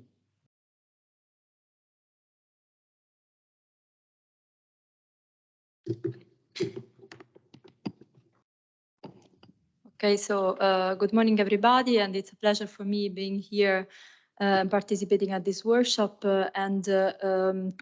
Today, I will provide an overall introduction of the Copernicus Emergency Management Service as an expert of the service itself. So we will go through the Copernicus data overall use and services provided, focusing on the objectives of the emergency management services in the perspective of early warning and monitoring, on-demand mapping, distinguished into rapid mapping and risk recovery. The Copernicus program is coordinated and managed by the European Commission, and it is streamlined over 6 thematic services. And as it was previously introduced, the major input data are retrieved from the space component, where there are Sentinel satellites, which are managed by the European Space Agency that provides open access data. And these are integrated in terms of resolution and data availability by the commercial data provided from the Copernicus contributing mission. And the space component is integrated by in-situ data retrieved from sensors located on the ground, in the sea, or in the air. So the Copernicus services deliver timely and accurate spatial data on a European and global coverage. Data are freely accessible and public, and the aims is to support end users, whether natural and man-made disasters occurred, through the entire disaster management cycle. So from the pre-disaster phase via early warning and risk and vulnerability assessment to the immediate response time and mapping and monitoring the event until the post-disaster phase, so providing recovery and reconstruction assessment. In terms of early warning and monitoring, the service provided is the European Flood Awareness System, which aims at providing a flood early warning information up to 10 days in advance, and flash flood specific forecast to increase the flood preparedness, combining different sources of data as satellite imagery, hydrometeorological modeling, and in-situ measurements. And the alerting system is reserved to authorized users as national authorities, and the service is continuously operating. Greece has 2 EFAS partners, which are the Hellenic National Meteorological Service and the General Secretariat for Civil Protection. In terms of fire, there is the European Forest Fire Information System, EFIS, which provides in real time forest fire activities through the usage of multiple sources of data from satellite imagery, including also MODIS and VIR sensors for the detection of thermal anomalies. And in this way, the national systems can be complemented in a flexible and adaptable way, harmonizing data and methodologies. Major applications provided are the current situation viewer and data with statistics based and long-term fire forecast. Here we have an example of the current situation viewer, which is used during on-duty operations for the management of the wildfire emergency occurred in August last year in the northern area of Macedonia. And furthermore, there is the fire forecast viewer over Europe for today, which was retrieved yesterday from the portal. Statistics are provided at national level for 3 groups of countries, European and non-European as Middle East and North African region. And data are aggregated in various types. The graph, the bar chart on the right provides evidence of the area burnt per year in Greece, peaking last year with 1.3 million hectares. And lastly, in terms of drought, there is the European Drought Observatory, EDO, which provides drought-relevant information and early warnings at the European scale, combining different sources of data. And the service provides continuous and freely accessible monitoring of combined drought indicators, as drought is monitored from several perspectives, from agriculture to climate change. And tools provided to end users aims at mapping droughts, monitoring its evolution, and publishing regular reporting for the assessment of the most relevant event. Lastly, the Copernicus Emergency Mapping Service, which is the core of this presentation, is distinguished into rapid mapping, aiming at supporting the emergency response phase through the provision of standardized products based on Earth observation data, which are delivered in a rapid manner in maximum 5 days of timeline, and then the risk recovery mapping, which focuses on the pre-event and post-event phases, supporting prevention, preparedness, and mitigation.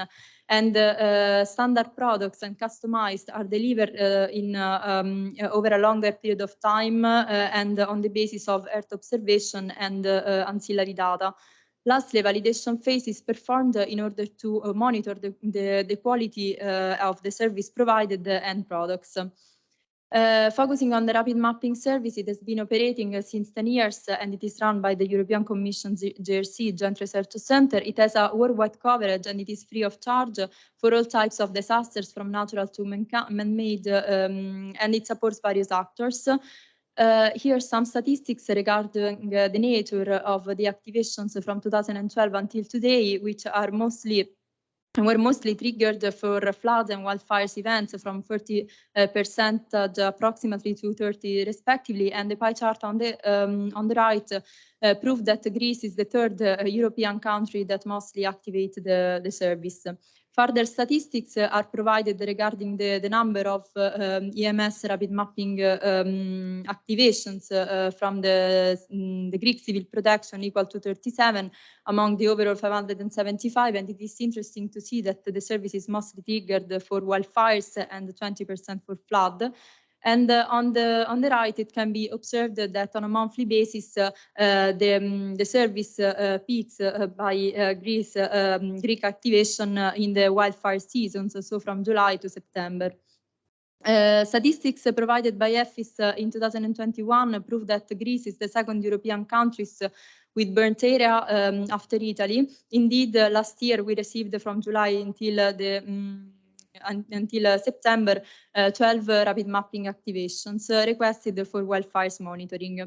This example is provided in order to highlight and stress the relevance of delineation products and further monitorings to manage wildfire events. Indeed, here we have an activation over Evia region where CMS rapid mapping delineation products aims at defining the extent of the burnt area and monitoring it over time through the provision of delineation monitoring products until the active flames are extinguished in order to produce damage assessment under grading products.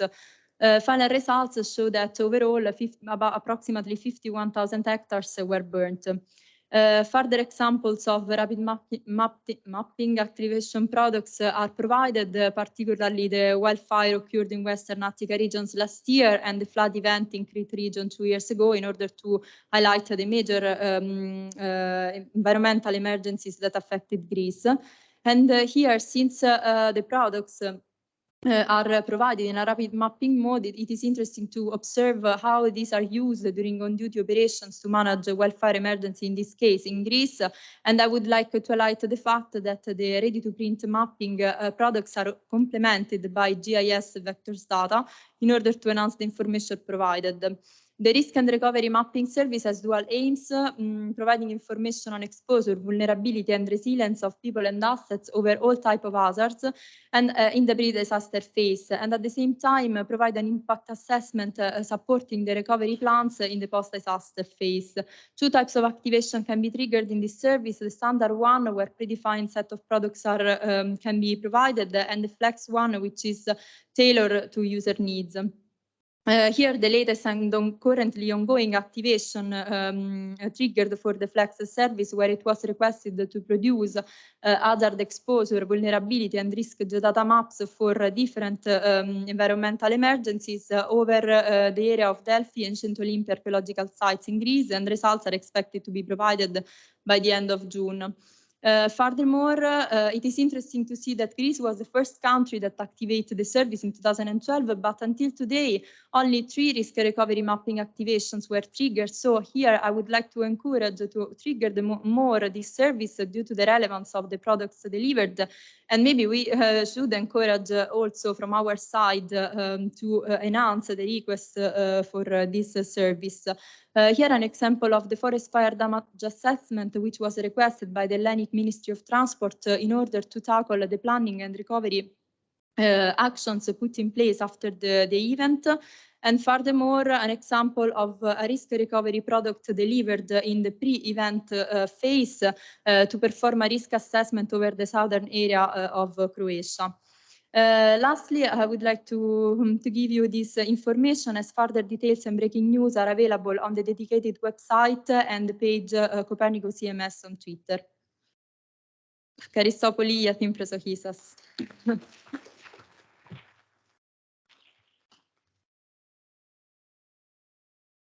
Thank you very much, Luisa.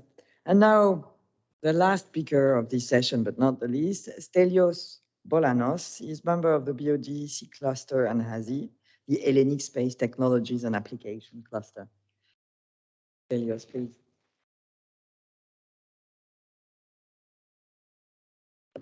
Good morning, everyone.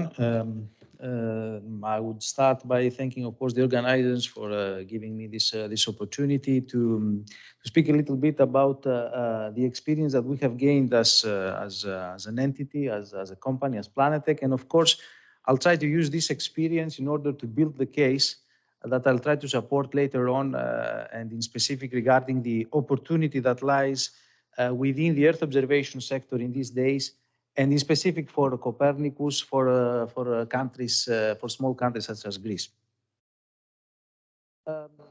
I got an excellent pass from the previous speaker, and the overall presentation of the SEMS activities, all the pillars of the Copernicus Emergency Management Service that Ms. Betili presented. And we are within one of these, we are within a couple of these pillars, especially in specific the risk and recovery component that is provided free and open by the JRC, by the European Commission to all the users, to all the responsible users, in charge users, but is produced by European industry within framework contracts. And we are within a couple of these. This is in specific for the flex that Ms. Betili presented, which I would also underline the fact that there is a need. It makes no sense that this service that has more than 100 activations right now since the beginning of it has only been activated 3 times from our country. So I'll give you some specific examples on this. This is a pre-disaster product that we did in the framework of the MSN 71 activation in Planetech. And this is a a land cover product that was produced in order to support the preparedness activities for wildfires in Germany. As it absolutely makes sense, in order to prepare any plan, you need to know exactly what there is on ground. And this is the first example of a land cover map. Secondly, of course, important is to know very well what are the point of interest, what are the specific point of interest in the specific area, where are the schools, for example, where are the fire stations and any critical infrastructure, where is exactly the transport network, and what is the population exposed in the relative risks.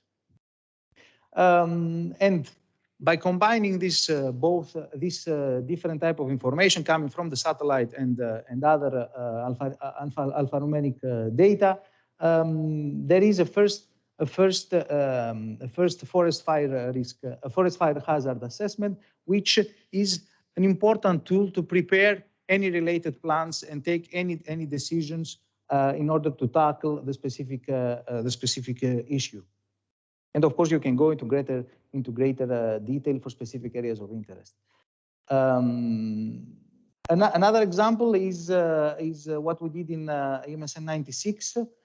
All the activations of the emergency management service can be found online in the portal of the Copernicus, in the Copernicus related portal.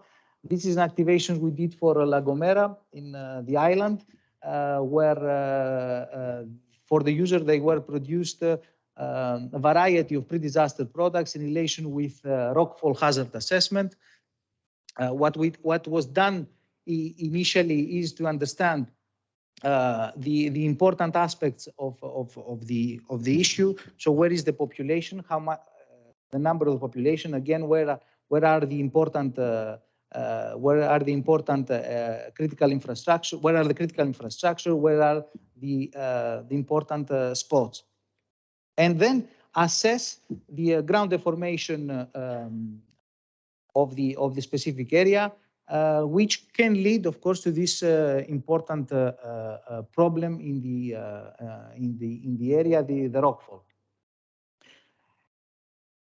And as a final product, to assess it and connect it with the risk that represent the rockfall, the issue for the specific population and the specific critical points of interest. Another example in EMSN that was done in Iran in Activation 66 is a disaster product, a post-disaster product, so after the event, which is related to a flood, to an important flood that happened in Iran in a specific period of time.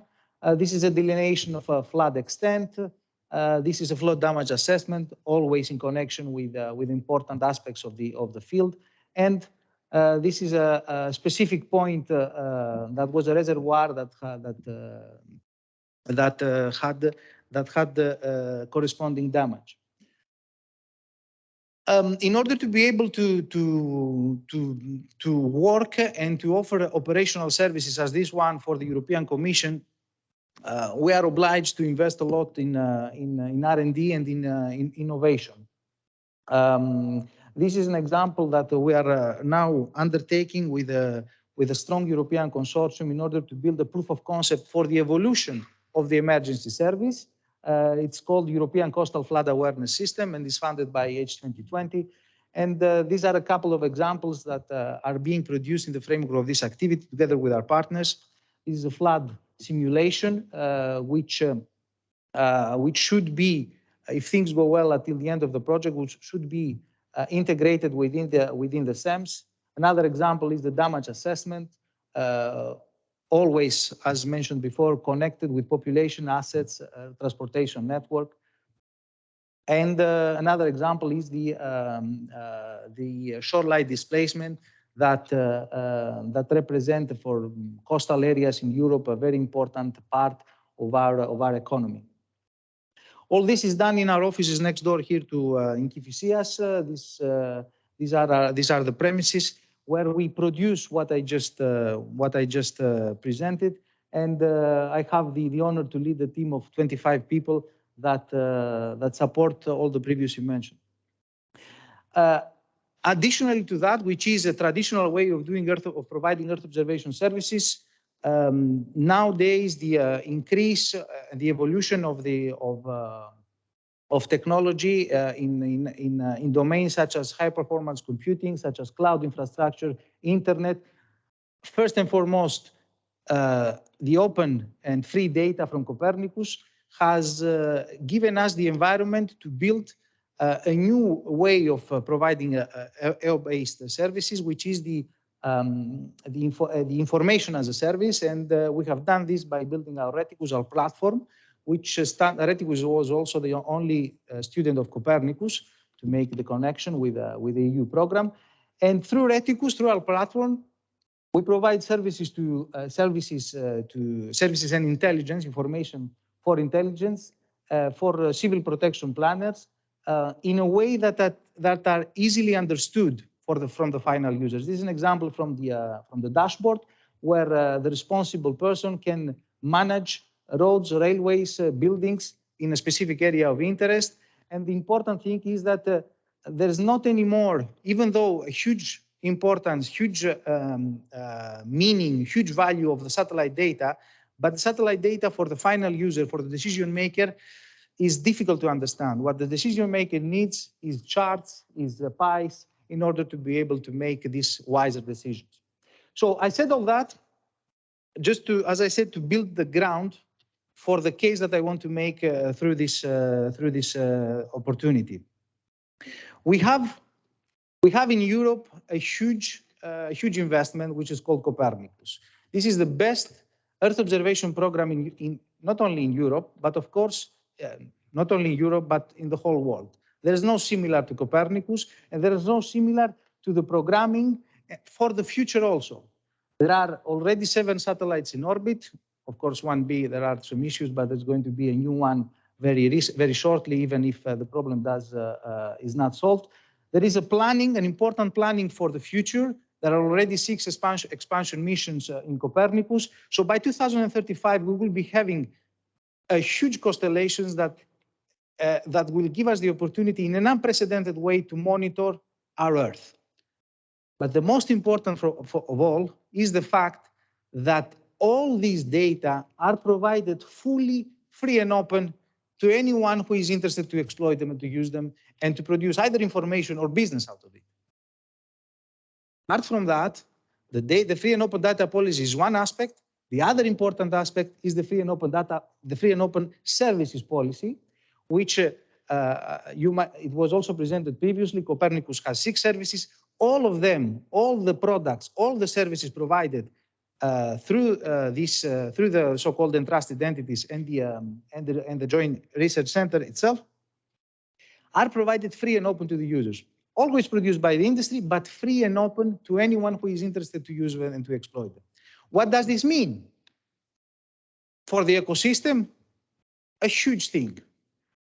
I chose a couple of slides, a couple of diagrams from the last research, from the last study of the European Association of Remote Sensing Companies, where it can be seen the evolution of the revenues of companies in Europe. So you see that from 2006 to 2020, there is such an increase that I believe that very few economic sectors can represent such a revolution, such an increase in revenues. And at the same time, what is also important, and even more maybe for countries as ours, is the evolution of the employees in the sector. You can see that there is a strong increase, greater than 10% at yearly level. You don't have such sector. I'm an economist myself, as most of you know, but you don't have such an increase in other markets, in other sectors of the economic activity. In this context, here in Greece, we are very well placed. And I say this as a member of the board of the Space Industries Cluster and as a member of the board of the Association of the Space Companies. To what is it connected with the services part in the downstream, that is, there is a strong ecosystem in Greece that are many companies, some of them are also here today. There are not only companies, but also institutions Haris presented the work that the National Observatory of Athens is doing. Other universities, the University of Saloniki is doing excellent work in the field, the University of Athens, the Polytechnic, other companies, Southways, Geosystem, GET, Neuropublic are doing excellent work in the field. So these represent the fact that we have a capacity in Greece that has led to this. This is the distribution of the contracts in the Copernicus service component. I mentioned before, there is one component is the space component, so building the satellites. The other is the service component. So Greece is managing in the service component to get in a competitive level 1% of the related contracts. And this is very important because 1% represents the contribution of Greece to every EU money spent. This might look small, but is a crucial number. These are official data from the European Commission, by the way. So this 1% is a very crucial number because if you compare it to the space component, the same number is 0.1%. And I'm not saying this just to make the comparison between our capacity in the upstream and in the downstream part, but I'm saying just exactly to underline the fact that we should not take it for granted. We are 10 times more competitive in this one, in the services part, in the downstream part, and this is an asset for the country. This is an asset, an excellent asset for the country. As a conclusion, Copernicus is a huge multi-billion program. There are already more than 10 billion spent and many to come. Greece is participating to the setting up, to building of the Copernicus program with one important competitive advantage to the rest of the bigger countries. We're participating to it with 1%. However, we can use the program. We have no limitations in using the program. So even though we are spending 1% to make it happen, we can receive back any kind of any amount, any level of services that we are able to absorb. And how can this be done? I was very happy to listen to the minister in the morning when he was saying that we have to bridge the gap between traditional and new way of acting in favor of civil protection. And he was specifically mentioning the preparedness stuff. So we have to leverage this extreme program to our benefit by building that mechanism that will allow to the country, to the ecosystem, on one hand, to get the most out of the value of the space-based services that lead to wiser policy and decision-making, and on the other hand, to flourish the existing very competitive ecosystem in the specific domain. And this will mean new jobs creations, highly paid jobs creation, which are very important even more for us here. So in this context, the cluster, the association, specific companies around are, of course, there in order to help the decision makers and set up this ecosystem that is very promising for the future. And the fact that I read in the last week this attempt that is being prepared from the ministry with regard to the creation of the national database, I think is an excellent example, and I hope that we'll be able to contribute to that. And with this, I will thank you very much for your attention.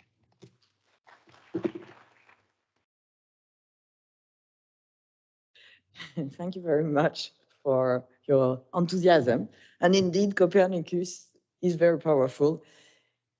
Also, and because I saw in your slides, also thanks to something like 75% of funding by the Commission, if I remember well. That's something like that. Yeah, no, it's okay, don't worry. But this is absolutely. Thank you. Yes, indeed, it's clear. So we're finishing the first session. You've seen we're super late, extremely late. We need, however, to swap the planning. So let's stop for 5 minutes. We don't have time for question, unfortunately. What I'm proposing is on the page of the event, we will put all the presentation if the presenter are willing to provide it with us, to us. So we will put all the presentation and we will put a special email for answering your question if you have some. Thank you. So let's start in 5 minutes.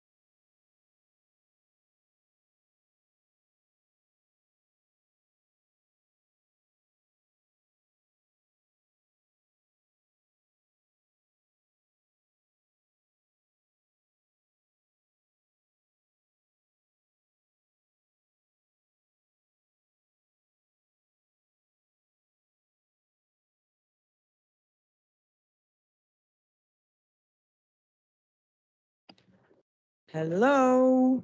Let's come back to the session. I'm trying to the voice of the others.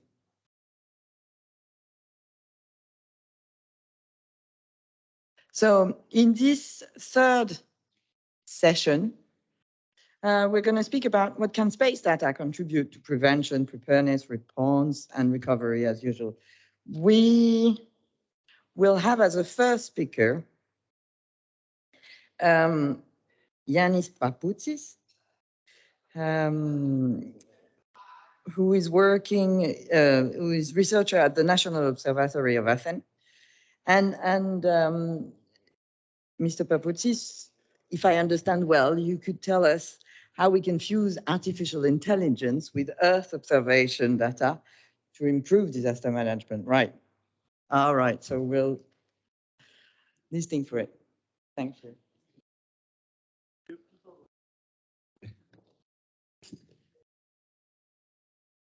So good afternoon.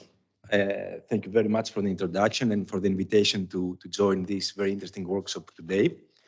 So I will provide you with a couple of examples on how here at the National Observatory of Athens, we are using Earth observation data and artificial intelligence in order to generate products that can enhance the capacity, the preparedness capacity of those organizations that have a mandate to act and respond and plan and build resilience against natural disasters. So I will start with a now kind of famous figure that was released by the World Meteorological Organization a few weeks ago. In March 2022, East Antarctica experienced what we call this atmospheric river that brought extreme heat and humidity in one of the most inhospitable areas of our planet, Antarctica. And a meteorological station there recorded a temperature that is almost 40 degrees above what is considered to be normal for the region. And the question is this a fluke? Is this something that is very rare, or is this a sign of more extremes that are coming in our way? And as it was discussed in the morning sessions, climate change experts do converge on this, that we should expect extreme events coming more frequently and more intense in the future. And this has a direct impact, of course, in wildfires, in forest wildfires. And projections say that fire events that occur one every 100 years in the future due to climate change could occur once every 5 or 50 years, even 50 years. So at the National Observatory of Athens, we're using Earth observation data and artificial intelligence to build a service that is able to predict fire danger for the next day to assist and help first responders and planners. And we're doing this in the context of a project called DeepCube, and we're doing this international project, and we have several partners participating.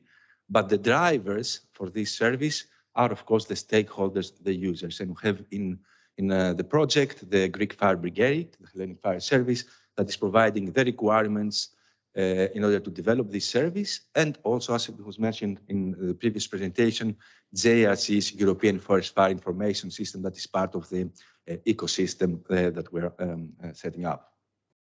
So, okay, how does this work?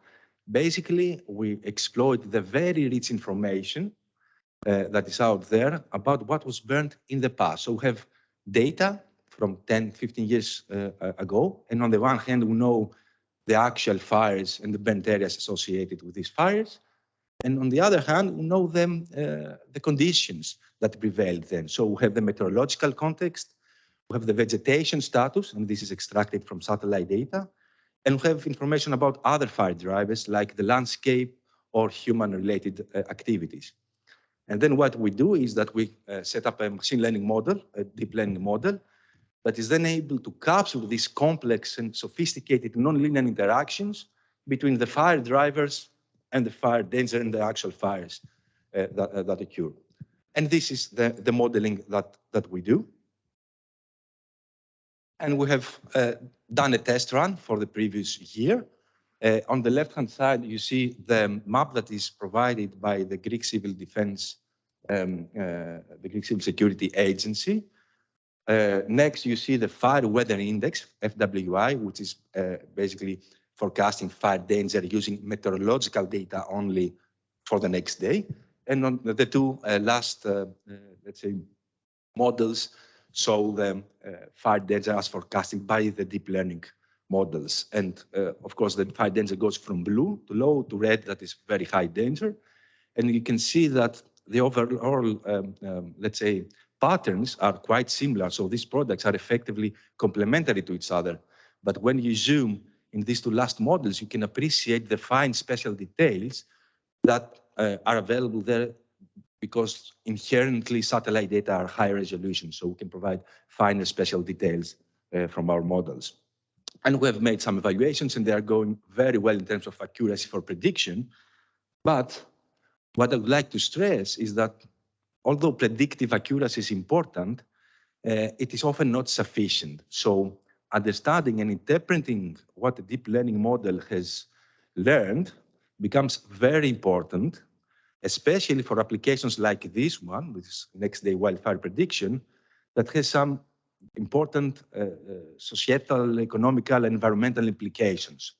So understanding why machine learning models do certain predictions and why not others is a challenge. And we are using explainable artificial intelligence algorithms in order to develop our intuition.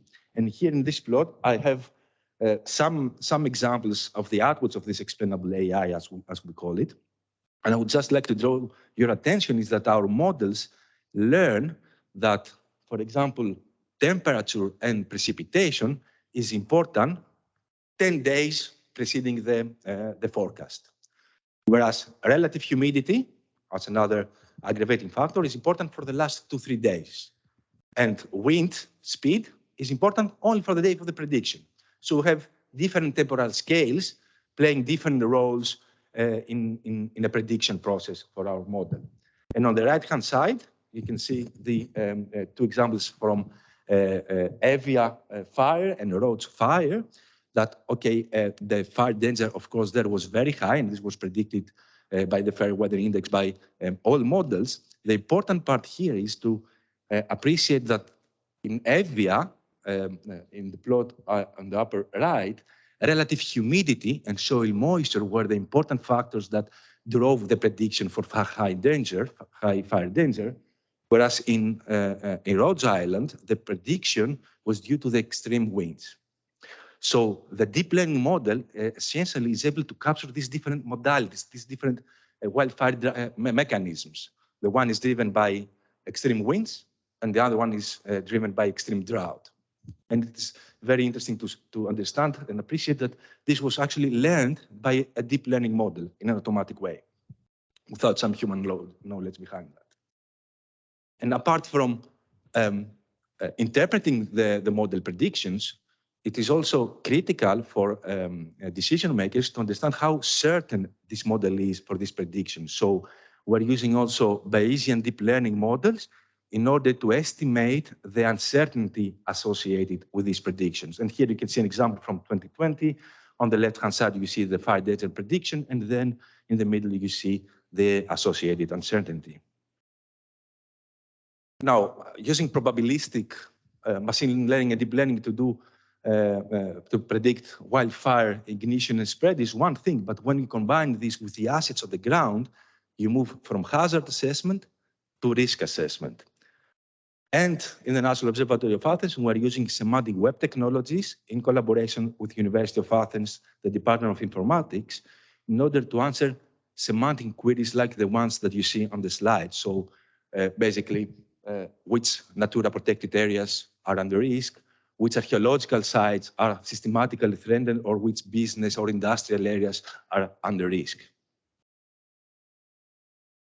Now move to a slightly different topic. It's about seasonal wildfire forecasting. So the concept here is that wildfires experience spatial-temporal variability. So we can have from one year to another a completely different situation. One year we can have a few fires with large burnt areas. The other year we can have a lot of fire events with less total area burned. So we have this spatiotemporal variability in Greece and in Europe in general.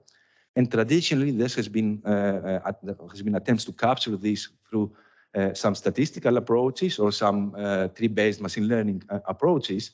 What we argue here is that the different areas are essentially part of one common interlinked, spatiotemporally interlinked system, which we call Earth system. And we should account for this when we want to do predictions at seasonal scale. And for example, just to give you an example, extreme fires in Siberia have been known to be linked with previous year surface moisture conditions and anomalies in the Arctic Oscillation. So what happened somewhere else in space and somewhere else in time affects what happens in the fire regimes now.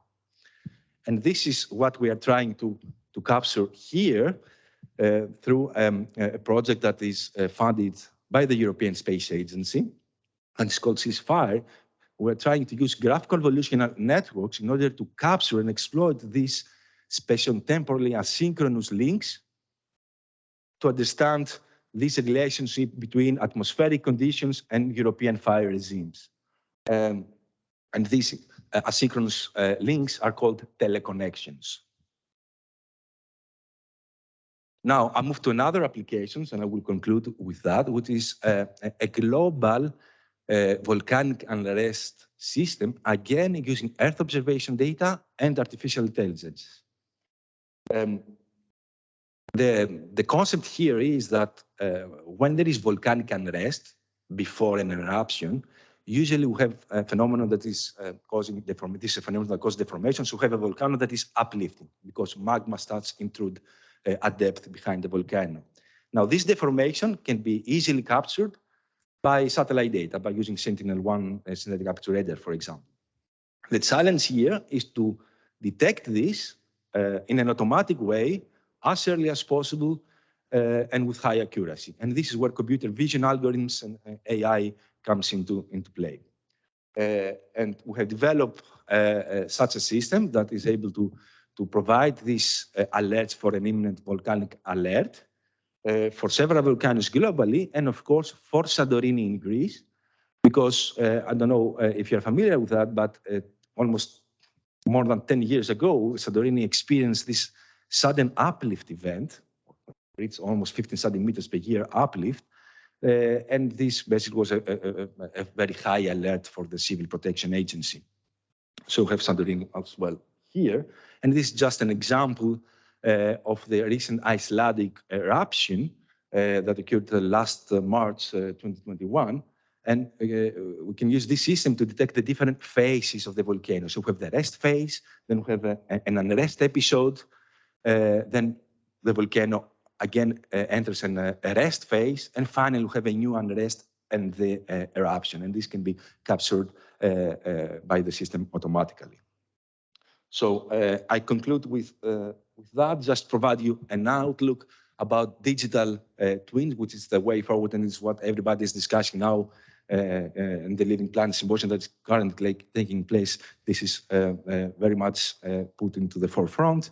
So the concept is very, very simple. You just put observations, either these are satellite or the in situ from the Copernicus in situ component, in one place together with the models, deep learning models, machine learning models, physical models, and you have these interacting in order to predict, let's say, different phenomena at different spatiotemporal scales. And this is very critical and important information for forecasting climate extremes and building resilience against natural disasters. So thank you very much for your attention.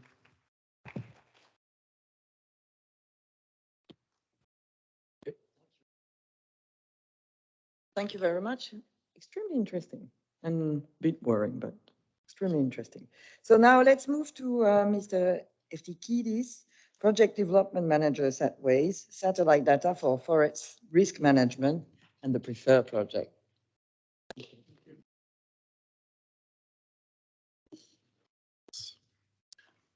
Good morning, everybody. I'm going to present you the results of a project that has been completed 6 years ago I'm saying this because I was thinking at that time that the result of a successful project could have been used or at least tested after the end of the project.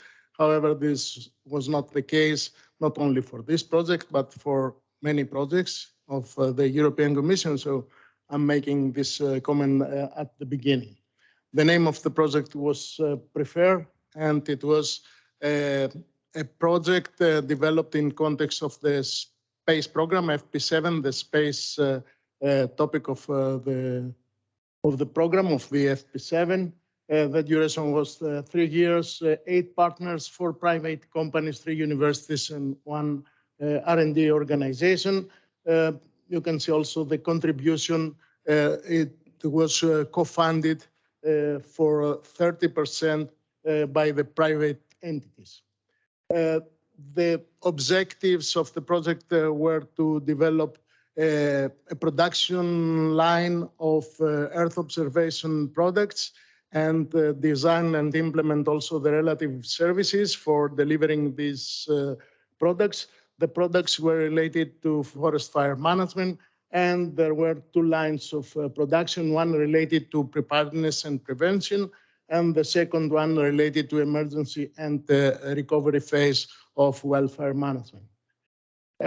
We have integrated in the consortium a great pool of practitioners and what we call end users from different kinds of organizations, including civil protection, fire service, forest service, the meteorological services, environmental management organization, who provide us with input concerning their needs and what they would require from Earth observation data. And this is what we come up at the end of the project.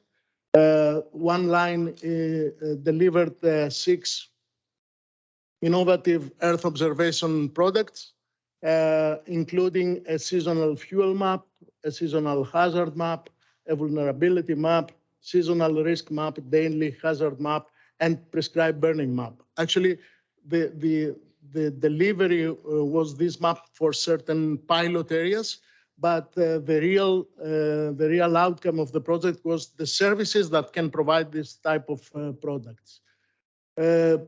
Concerning the daily fire hazard map, this was based on static data and daily data. All this coming from Earth observation data, combined also with data, statistical data, also data from meteorological services, and also local and auxiliary data. The temporal resolution was 1 day, and the spatial resolution 250 meters for the daily fire hazard map. And we also come up with a seasonal fire hazard map, which was based on information concerning altitude slope orientation, the fuel map that we have used the JRC fuel map for the areas, the pilot areas that we used. And also we defined a fire ignition probability based on these inputs, and also considering also the climatic zones. But we also considered the history, the fire history of the area, that is the fire activity during a specific interval of time.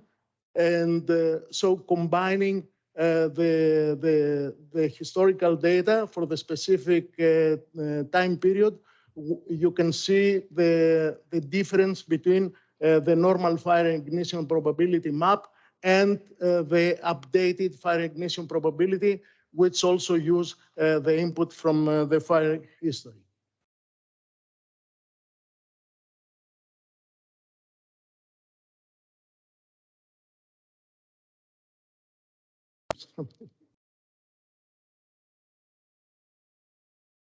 Okay, thank you. So another product was related to the vulnerability map, where we have again made the overlay of different layers concerning the land cover, the natural protected areas, the exposure of the vegetation of the area, the forest access roads, the population distribution, the existence of protected areas, and the sensitivity of the ecosystems to the fire, which gave us a map based on this input, which is related to the vulnerability, arranged in 5 classes, but also same problem again. Okay, thank you. And based on this vulnerability map, we also developed the processes to deliver extended vulnerability maps based on the economic value of the area and the restoration cost following a fire. We also developed a service which was related to the identification of the prescribed fire map areas where we can apply the prescribed burning in these areas, in which areas we can apply. Okay, thanks again. So based on the overlay of the geospatial hazard and the areas that could be used for the implementation of prescribed burning, we define the areas where we can apply prescribed fire in order to reduce the fuel load and to reduce the risk to have a fire hazard. Thank you. So fuel map and geospatial hazard, and also the rate of spread. That means the way that the fire will be propagated, defined and delivered a map and a table of the areas that could be used for prescribed burning for reducing the fuels in the different areas. Okay, the next line of products were related to recovery and restoration. So post-fire vegetation recovery map, burn scar mapping, using different technologies, biomass burning aerosol map, and 3D fire damage assessment map, and a severity damage map. Concerning the burn scar map, you have already seen different presentation. It was more or less using a similar approach, a specific service for delivering burn scar maps. Concerning the severity of the damages that have been produced due to the fire, again, a specific product in order to deliver the burn severity index for the different areas after the fire. Concerning the 3D fire damage assessment map, this was related to the vegetation loss. That means depending on the height of the trees and the digital terrain model, that means a subtraction between the digital terrain model and the digital surface model, defined and can deliver the amount or the volume of the biomass, the vegetation that has been consumed. And concerning the erosion, which was another part of the 3D fire damage assessment map, combining meteorological data, soil topography, vegetation, and slope after the fire, we came up with a service that could provide, using a soil erosion model, the situation after the fire against the situation before the fire as regards the erosion. So this was the the products and the results of this project, I have to say that we have ended with a production line services that have been designed and were ready to use, and they are still ready to use. And I think that most of these products are complementary both to Copernicus and also to the products shown by Harris Kondoes from the National Observatory of Athens. So I think that different applications and different services can also be added to what is offered today for the wildfire management. And for this, I would like to thank you for your attention.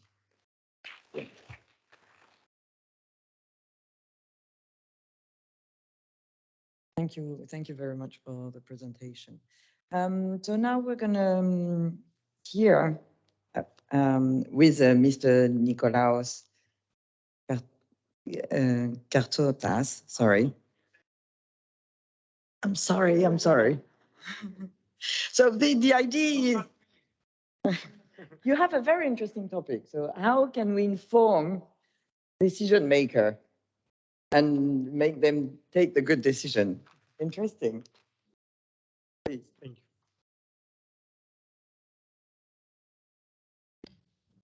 Hello, everyone. My name is Nikos Bartsotas. I'm a senior research associate in Beyond the EO Center and of Satellite Remote Sensing in National Observatory of Athens.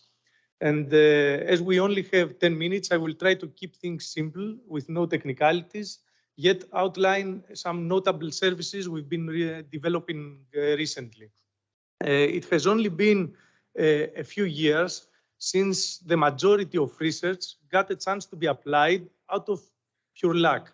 In many cases, a final report was delivered within a project, rested in a drawer of a university or institute, and got picked up only if someone from the industry had interest upon this specific topic. In our case and our time, we decided to inverse this top-down approach and adopt a bottom-up instead. We develop according to the actual user needs in order to produce services that will be useful by definition. Upon this approach, on the precision agriculture services that we focus on this presentation, we have three distinct sectors, the needs of which we accommodate. Namely, it's the agro-insurance sector, the farmers' cooperatives, and the industry related to agriculture. So in agro-insurance sector, we have Inter-American Insurance Company as our main end user. And what are the operational needs of Inter-American? First, they need to be able to tailor insurance costs according to the underlying risks associated with each agricultural parcel instead of offering a flat rate over a region. We analyzed 40 years of satellite retrievals, ECMWF numerical model reanalysis. We fused them with a damage record received from ELGA. ELGA is the public authority for insurance that the farmers are mandated to use in Greece. And we made this happen. They also needed to be able to identify areas that are beyond doubt distracted after an incident, so that the farmer won't have to wait for 6 months for a physical evaluation from an agronomist expert in order to proceed with the payouts. The Sentinel-2 satellite imagery have a revisit time of 4 or 5 days. So if on consecutive passes, the vegetation indices are steadily low, like for instance on Iano storm recently, the farmer should get reimbursed quickly and maybe be able to reseed if it's early in the cropping season. An early warning system was also necessary in order to estimate microclimatic features on a highly localized scale rather than merely on a regional scale. And we have an operational numerical weather prediction model running daily with over 1 million grid points over Greece, providing this kind of information in order to be able to consult their clients accordingly. Finally, they had some cases where a client applied for insurance only a few days before an extreme event, and they needed to be secure from similar practices. So we built a service where they can just upload an Excel file with the list of the parcel coordinates under consideration, and it produces a user-friendly color-coded matrix that denotes if it's safe to proceed with the specific contract or not. Next on the list are the farmers' cooperatives.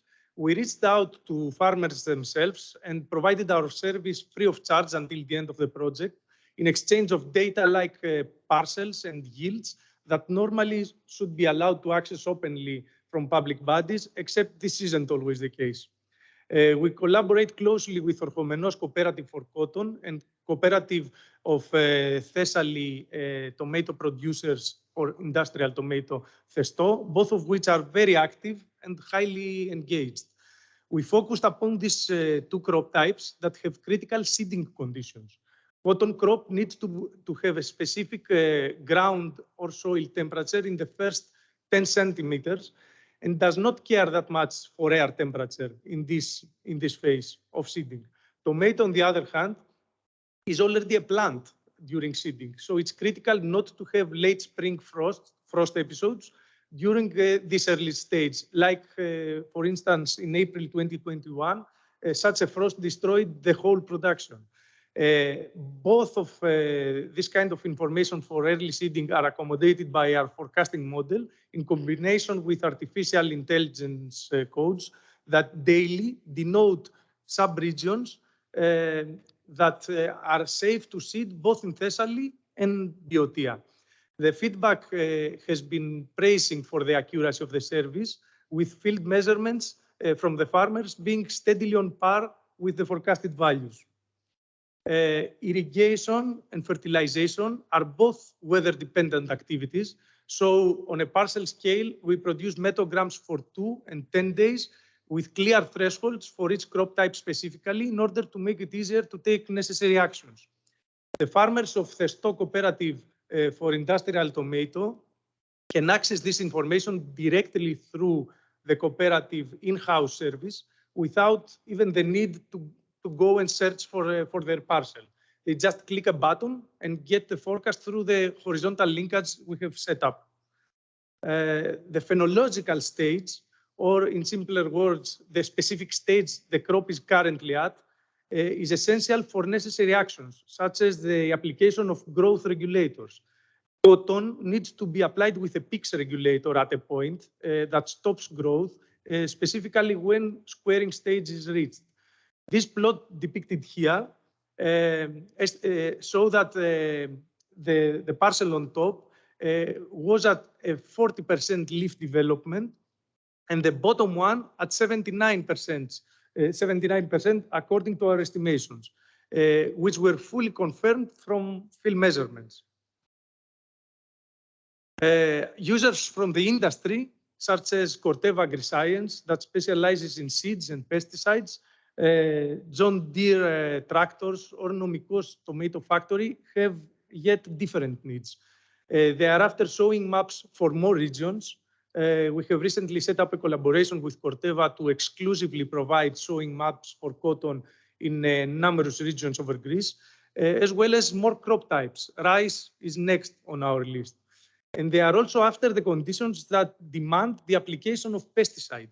We have focused recently on a type of worm, a green worm, that we monitor the population in specific traps, then juxtapose them with our forecasts, and the first results are quite promising. You see on the right side that the green dots is where we suggested that an action was needed, and in general terms, they are in a very good stage with the population, the trap catches. There had been a case of a false alarm, but in general, the first results are very good. The yield estimation. Factories, for instance, industrial tomato factories, need to know what to expect and when to expect it. They even provide higher prices per ton when the production is delivered early on or later in the season. And we are able to estimate the expected production months before the harvest, judging upon the meteorological conditions that have preceded, as well as the evolution of reference parcels during previous cropping seasons under similar conditions. In addition to this, John Deere tractors are equipped with some sensors that map the production in intra-parcel scale while harvesting. And this is golden for us because with the 10-meter resolution of Sentinels, we are able to denote areas of delayed growth within a parcel. So you can see here, I don't know if the laser pointer works, doesn't, but this parcel is a single parcel, and this area of the parcel seems to be fallen back in terms of production. And this remained even later on in the season. We are able to have this kind of information and consult accordingly. And the important part is that with ground data on intra-parcel scale, we can now evaluate all these aspects. Now, last but not least, I know that this presentation is focused upon precision farming services and the user-centric approach, but there have been also services developed not only when there was no user present, but even when there was no project in the vicinity. And just for a minute, please allow me to refer to this crowning achievement of the group that believed in the development of an early warning system for mosquito-based diseases. Mosquito-based diseases affect more than 100 countries and are responsible for more than 700,000 deaths annually on a global scale. And we focus more on the Western Nile virus that has a rise of over 40% compared to the 50s due to the change of climatological conditions. So the team decided to lead a consortium of various expertise and produce a state-of-the-art service that supports the decision-making of the municipal and prefectural bodies when conditions favor the population growth of mosquitoes in order to take remediation measures, as well as consult citizens on a door-to-door basis on how to be protected during these outbreaks. Eventually, this service brought us home the first European Innovation Council Horizon Prize that has been quite some reward, both for those who developed it as well as those that envisioned it. Most of these services run operationally, and under a more relaxed time frame, I would love to be presenting them to you as a live demo, but fairly enough, we all had 10 minutes, so during which a presenter's got to do what the presenter's got to do. So thank you all for your attention.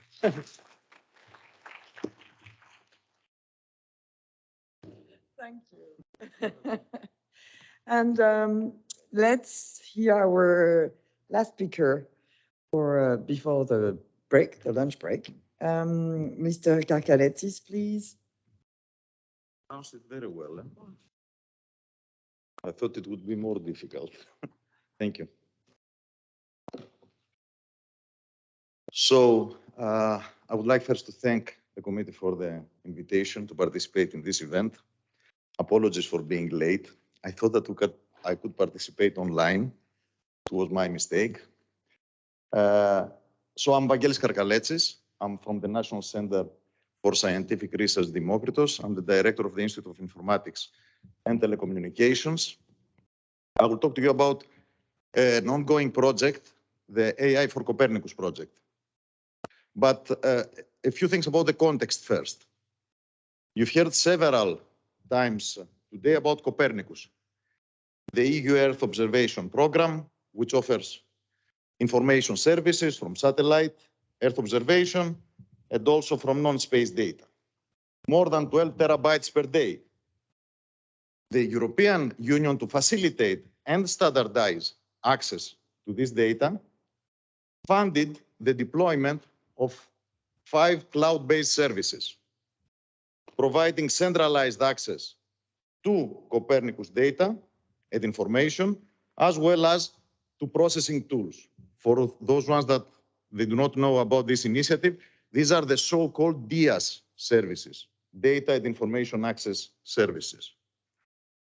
On the other hand, so on the one hand, we have Copernicus and the DIAS cloud services. And on the other hand, we have the European AI on Demand Platform Initiative, developed initially in the context of the AI for EU project, a large project, many partners, that was recently completed at the end of the previous year. This platform, the AI on Demand platform, is currently maintained and extended through several EU research projects, research and innovation projects. 10 of these projects are currently running. AI for Copernicus is one of them. And more than 40 projects are about to start, and more are about to come in the context of the Horizon Europe program and in context of the Digital Europe program. So we're not talking only about research and innovation, we are talking also about industry, supporting industry. So we have Earth observation on the one hand, with the DIAS platforms and Copernicus, and on the other hand, the AI on Demand platform and the ecosystem around the AI on Demand platform. And AI on Demand platform, just to explain this, is a set of tools and services, a catalog of tools, and an experimentation service, a playground where you can create workflows of AI tools in different domains. And this is offered to the community, to the society. Now, the motivation behind AI for Copernicus, which is an innovation action, was to bring together the AI on Demand platform with the DIAS platforms and the Earth observation community, enriching both platforms with resources and tools, and also attracting the Earth observation community to AI on Demand platform. And let me move this slide, okay? This is what I was talking about now. Bringing together these two worlds, AI on Demand platform and DIAS platforms. Okay, to implement this initiative, we brought together organizations both from research and academic community, as well as from the industrial community. And apart from Democritos, who coordinates this initiative, you can see in this slide several of these organizations. We have Thales Alenia Space, we have Thales, we have the EU Satellite Center, the European Center for Medium-Range Weather Forecasts, and others. We have Cloudfero. Cloudfero is the operator of two of the DIAS cloud services. Creo DIAS and Wakeo are the names of these two cloud services. And in the beginning of the project, we focus on 4 domains: energy, agriculture, security, environment, and health. I want to make clear that AI for Copernicus, I want to stress it again, is not a research project, it's an innovation project, and it belongs in a family of projects that organize open calls. Their aim is to fund SMEs through proposals, through open call proposals, in the domain of each of these projects. Our domain is Earth observation. And through open calls, we distribute 2 million euros. Currently, we have organized, actually, we have recently completed the last 2 calls. So the first call was a call for use cases in the 4 industrial domains I mentioned before, for consortia of 2 or 3 partners, involving either companies with expertise on AI or with expertise on Earth observation or both. The second open call, and this is something different, it was an open call for citizen social challenges. So we asked citizens to provide ideas for the combination of Earth observation with artificial intelligence, and we got very nice ideas, I have to say. So these 2 calls have already been completed, and 6 projects were funded and have already started to operate in the first call, and 2 citizens' ideas were awarded through the second call. The third and fourth open calls were just completed, and we are currently in the evaluation. More than 100 proposals were submitted in these 4 open calls from more than 150 SMEs all around Europe, a large community. And In Europe, in 100 Europe, in Europe. in Europe, what I have said? In Europe. And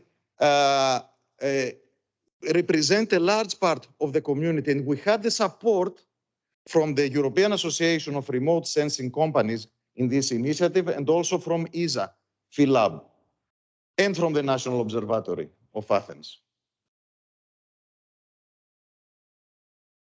You can see the list of the projects, but you can find all the information in the site of AI for Copernicus. There is a project that has to do with disaster risk management. So disaster risk management is not one, there are several domains in AI for Copernicus. Disaster risk management is handled by some of the proposals that already have been submitted. We provide to the proposers, to the applicant, a list of services, several services and tools and resources developed by the consortium partners, by organizations outside the consortium, through the AI on-demand platform, through DIAS services, and all these, apart from the funding, are provided to the applicants, to the winning projects, in order to implement their idea. These are the results from the participation in the last 2 calls, 51 submissions in the 3rd call, 7 submissions in the 4th call. And one interesting thing is that in one of the calls, in the 4th open call, we asked participants to propose ideas based on the challenges proposed by the citizens in the 2nd call. And you can see there, we have already, some of the proposals are on prediction of high risk probability. These are currently under evaluation. Following that, it was suggested to us by the Commission, they liked very much the idea of organizing challenges for citizens. And one of our ideas currently is to organize additional challenges for risk management. So very much in relation to the today's for disaster risk management.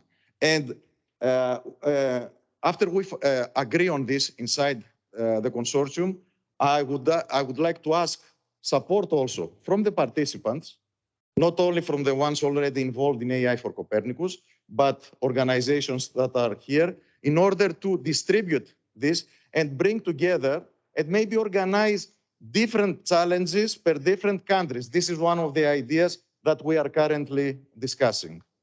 So I conclude here. Thank you very much.